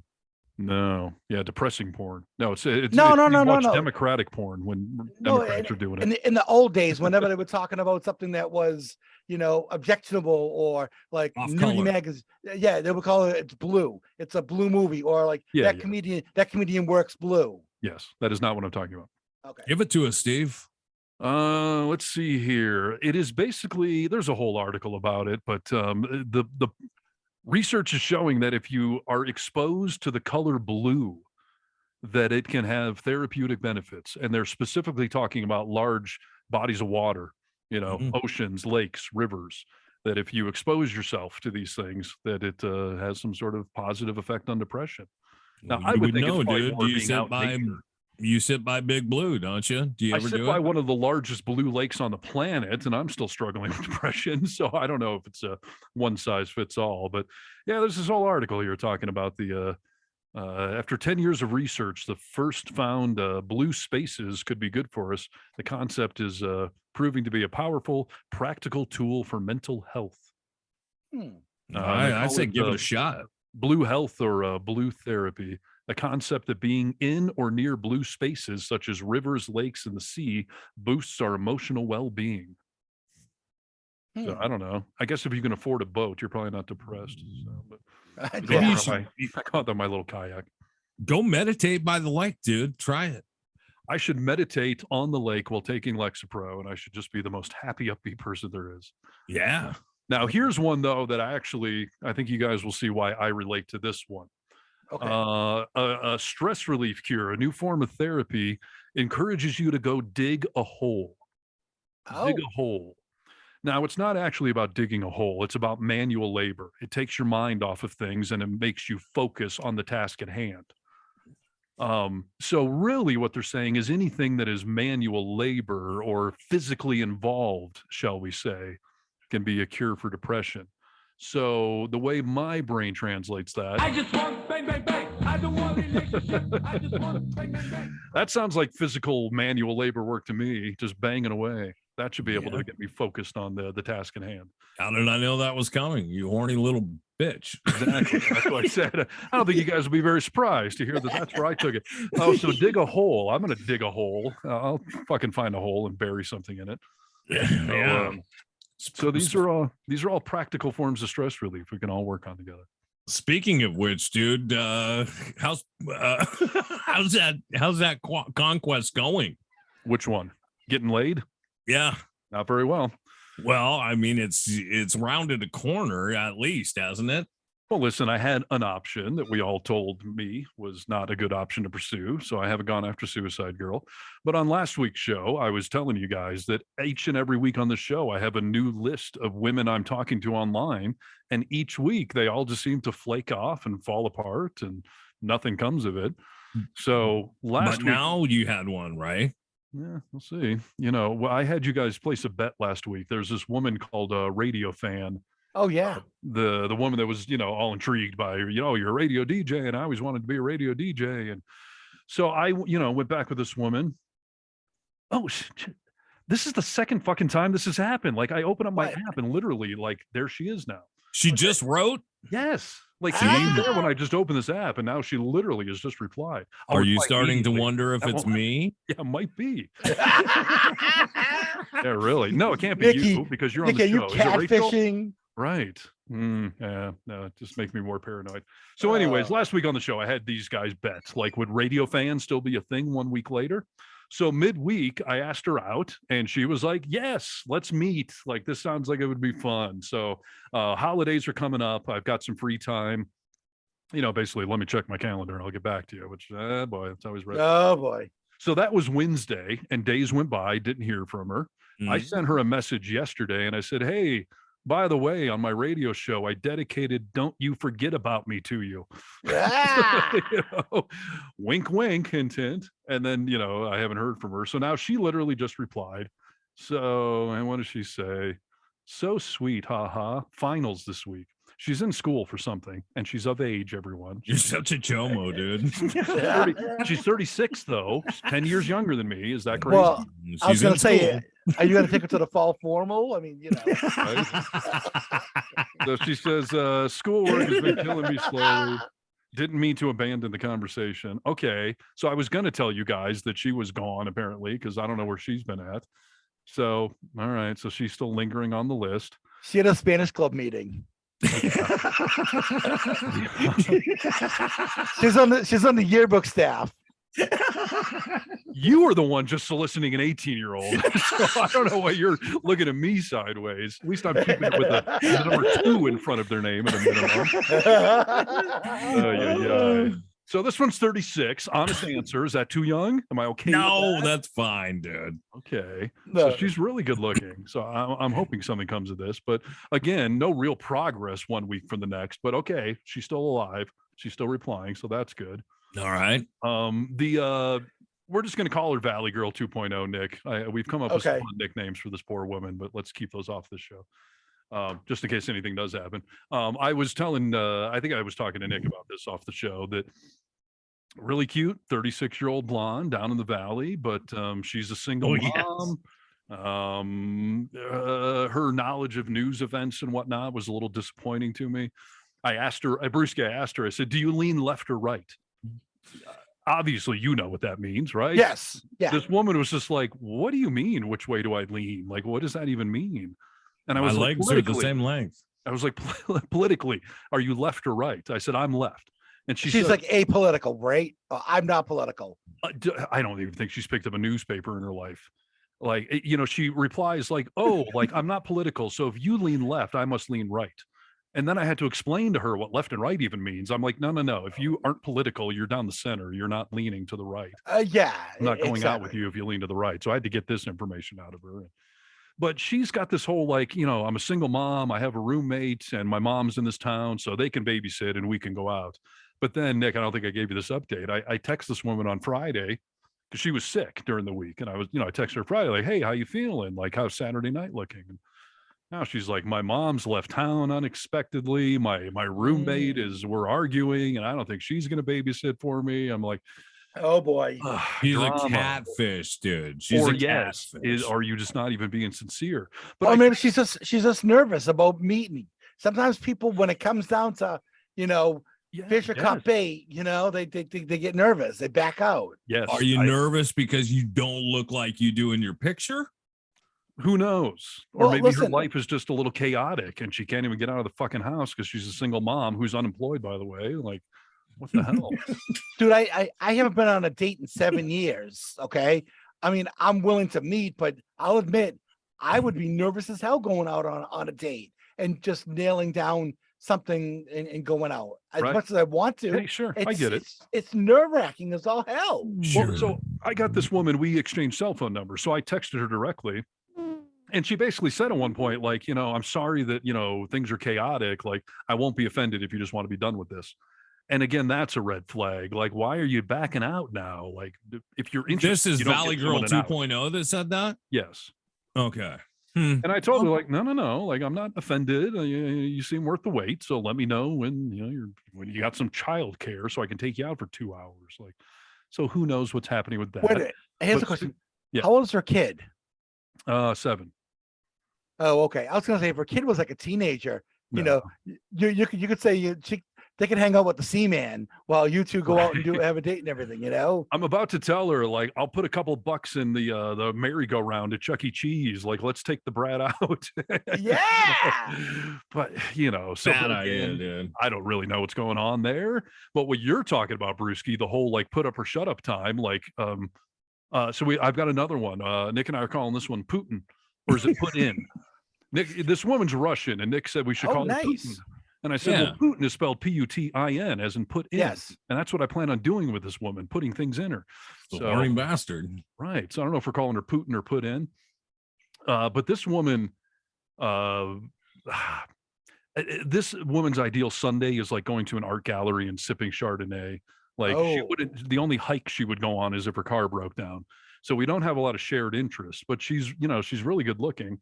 And if I'm being totally honest with you, Saturday night, I got drunk home alone. I was just feeling the vibe. So I had one margarita, went down smooth, and 3 margaritas later, I'm messaging this woman. And I basically was like over her bullshit. And I said, like, you know what? Here, what did I say exactly? I said, I see a cultured woman. This was her saying, like, I prefer to go to a gallery on Sundays. I said, I see a cultured woman. I can respect that. I'm thinking, though, I might be a tad wild for you. I host a crazy podcast and I love the outdoors. I'm a successful business owner, nice guy, and a passionate lover. But I do enjoy a good glass of wine, intense discussions on life and politics, and am an artist myself. So I appreciate those that can create. How does that land with you? And I'm surprised I was that eloquent. I was pretty fucking drunk. And she replies, it's amazing. I would love to improve my English.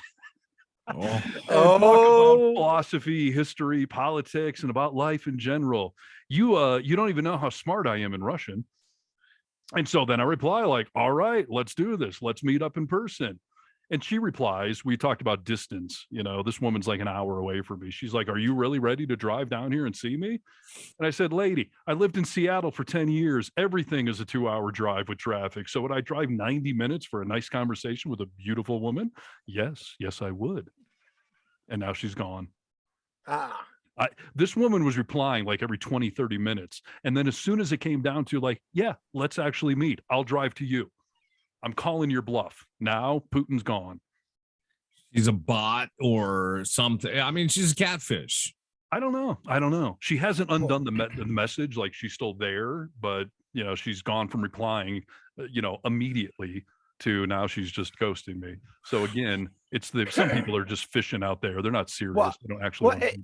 And on that point, Steve, I had a lady on Match this past week reach out to me, and it showed her as being in Gloucester, which is this town north of me, right on the water, right by Salem, right on the ocean. Yeah. And so I'm having a conversation with her, single, 46, attractive woman. She has a kid. Okay, no problem.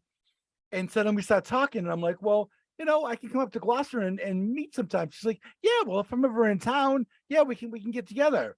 I'm like, what do you mean in town? Like, are you out of town working right now? Yeah. And she's like, no, she's like, I told you I'm from the Midwest. And I'm like, yeah, you're from the Chicago area and that sort of thing. She's like, yeah, that's where I live. And I was like, your profile says Gloucester. She's like, oh no, you don't remember. I told you that my son and I went to Salem for Halloween and we liked Gloucester. I'd like to live there someday, but I don't live there now. I'm like, no, you didn't make that clear at all. Yes. What the hell is this world that you guys live in? Right. How about the widow, Nick? Should I read this little brief exchange of depressing craziness? Oh no. Well, I don't know. Are you up for it? Yeah, this comedy show, dude. Well, no, I think this is a funny exchange. I don't know what the fuck's up with this woman. Look, dude, I think the widow so far best candidate. Yeah, we'll see. I mean, she's very cute. She's my type, blonde hair, blue-eyed girl next door type. She lives in Folsom, and nothing bad has ever come from Folsom, California before. No, the widow Kolchak. Yeah. So here's the thing, dude. She, Brewski, you know this. There are these generic question prompts you can answer on these dating apps meant to spark a conversation, so something fun or whatever. So her question is, can we talk about the relationship with your mother? Oh God. And so I reply to her question. I just said, my mom is one of my best friends. Is that good or bad? She replies and she says, well, it depends. If she was a reason for a divorce, then it's not good. And I'm like, okay. So I reply, I said, ouch. My mom definitely had nothing to do with my divorce besides helping me through it. Did that happen to you? Which seems like a logical question, right? Like, why is she asking about mothers? And why would she say that? Like, if your mom's responsible for divorce, I'm assuming that's what happened to her. Exactly. Her reply is, no, my husband decided to pass away. What? What the fuck's that? He didn't decide to die. Well, unless he killed himself. I mean, or maybe he was a drug addict and he OD'd, and who that knows? might be. But where is this coming from? I don't You bring know. up this weird passive aggressive question about mothers. You ask if she was part of your divorce, but that didn't happen to you. And then her reply is, no, my husband decided to pass away. Like, this Maybe, is riddled with anger and angst. Yeah, exactly. She's blaming him. Yes. And maybe her husband did drugs with his mother, like an OD. I've seen some porns like that, actually, of mother-daughter relationships. So yeah. And I replied, you guys will think this is maybe funny, but okay, so I'm still trying to be the nice guy at this point. Like, she was like, my husband passed away. So I'm like, again, ouch. I'm very sorry for your loss. I understand grief well. How has dating been going for you? I can imagine that would be very difficult. No reply from this woman, but she hasn't ended the conversation. Wow. So several days go by. Now I'm getting a little pissed at this woman of like, what is with your bullshit? Why are you bringing up a dead husband? And you're so passive aggressive. Your second comment to me is about your husband deciding to die. Right. So I replied, and now I'm just fucking with the woman. I replied, with the widow. You have nothing to lose at this point. Well, again, though, she's not being engaging. She's she's the one throwing the shit out there out of just the right field. So, and what's she gonna get pissed and stop talking to you? Yeah, I say fuck with her all you want. So I'm poking because now I'm getting into interview mode. We're like, well, let me see what I can pull out of this woman. So I said, this is a sales technique. I said, and by decided, you mean ? Because this is a sales technique. Explain what you think that term means. And now here's the part I'm going to hell for. I know. Oh boy. I said, I'm not sure if you're really on here to meet someone, but I'm a nice guy that was just trying to be nice. My fiance died, so I understand grief and the struggles of trying to date again. I'm around if you want to have a real conversation. Now I'm just seeing if I can goat this woman into something. And now I'm thinking like, well, if we're going to be grieving widows together and just go have, bang time, like I can keep this lie going. Sure. Why not? But again, she hasn't replied, but the conversation's still there because the way these apps work is they can end it on their side and it just disappears. You know what this is? This is the Fawn Leibowitz thing all over again. Fawn Leibowitz, what is that? So in the movie Animal House, they go to that women's college and they had a news clip of a girl who was killed in a kiln fire, and he goes in and he's like asking for Fawn Leibowitz, and then she's just like, she gets the roommate down and the roommate's all hot and everything. And he's like, she was going to make me a pot. And she's like, oh, I'm so sorry, Frank. And it's like, yeah. I don't know what the fuck this is, but this woman's crazy. So, and then we have a brand new contender. I don't know if you can see her on my. Hey, look at that. Yeah. She's nice. Cute, right? Nice smile. Yeah. 31. What? Am I pushing the limits? No, dude. Anything 30 and over, I'd say go for it. Okay? Yeah. I understand the cutoffs now. Wait, how old are you again, Steve? 46. Oh, stop. That's fine. That's a 15-year gap. This is what I was doing when I was 19, banging the 35-year-old. So now, you're going to have a difference in perspective and where you are in life and things you find important. But she may be a mature 30, dude. Who knows? Exactly. You got to try. The thing I have found hating. My ex-wife was 7-8 years younger than me, and my ex-fiance was the exact same age. The biggest thing I don't like about dating young women, they don't get all my pop culture references. Oh, I know. Like, I'll make some reference to an 80s movie, and then I'm like, oh, you were 3 when that movie came out, so you may not remember it. But that's what drives me crazy about dating younger women. You don't get my full sense of humor and pop culture knowledge. Not Very at all. Frustrating. Yeah, I think you could have fun with a 30-year-old for let's be honest, dude. 30's creepy. 31. Oh, that would make you a chomo, dude. Right. Listen.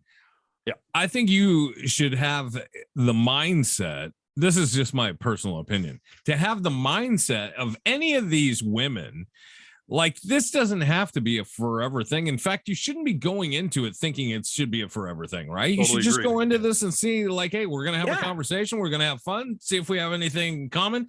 I'll fertilize the flower and see if it grows. Right. And that's what's been frustrating for me of late, because now I have this new perspective where I don't know if I'm looking for a wife or a forever person. Let's just go on a first date and see what happens. But so many of these women, you schedule a first date and they disappear. Now it's, you live too far away. Like, they're just full of shit. So this new one, who knows if she'll be around a week from now, but she's a Trump hater. So that was my in with her. Oh, there you go. She lives in Nevada. And I was like, boy, it must suck dating in Nevada if you're a Trump hater. She wrote back like, right. Like, how, so that's where we've started off. So, but you've talked a little bit with her. No, this one's brand new. There's been like 2 messages back and forth. So it's very early in the process. So we'll see what happens, dude. She's a cutie. Yeah. Yeah, very much so. All right, guys, we're knocking on the door of 3 hours, so we need to wrap this biatch up, just like I do with any of my new biatches. Actually, I don't know if I will. If I trust them, I'm not going to. So we'll see. Wasn't before we wrap up? Wasn't last week's show? Didn't we hold the possibility of a live, in-person, local human that you had contact with? Who? No. I don't know. You would encourage me to go find this elusive. Sure. It's not a unicorn, dude. But it's not happening. Oh, that's what I'm talking about. There was a waitress at one of the restaurants you frequent. Oh, that's weeks ago at this point. She's out of the repertoire. I don't even know if she works there anymore. I've been back several times. I can't find her. And the restaurant's a client of mine. And the owner was down the other day. I was like, hey, what's up, Paige? Working at your bar. And he was like, that name doesn't ring a bell.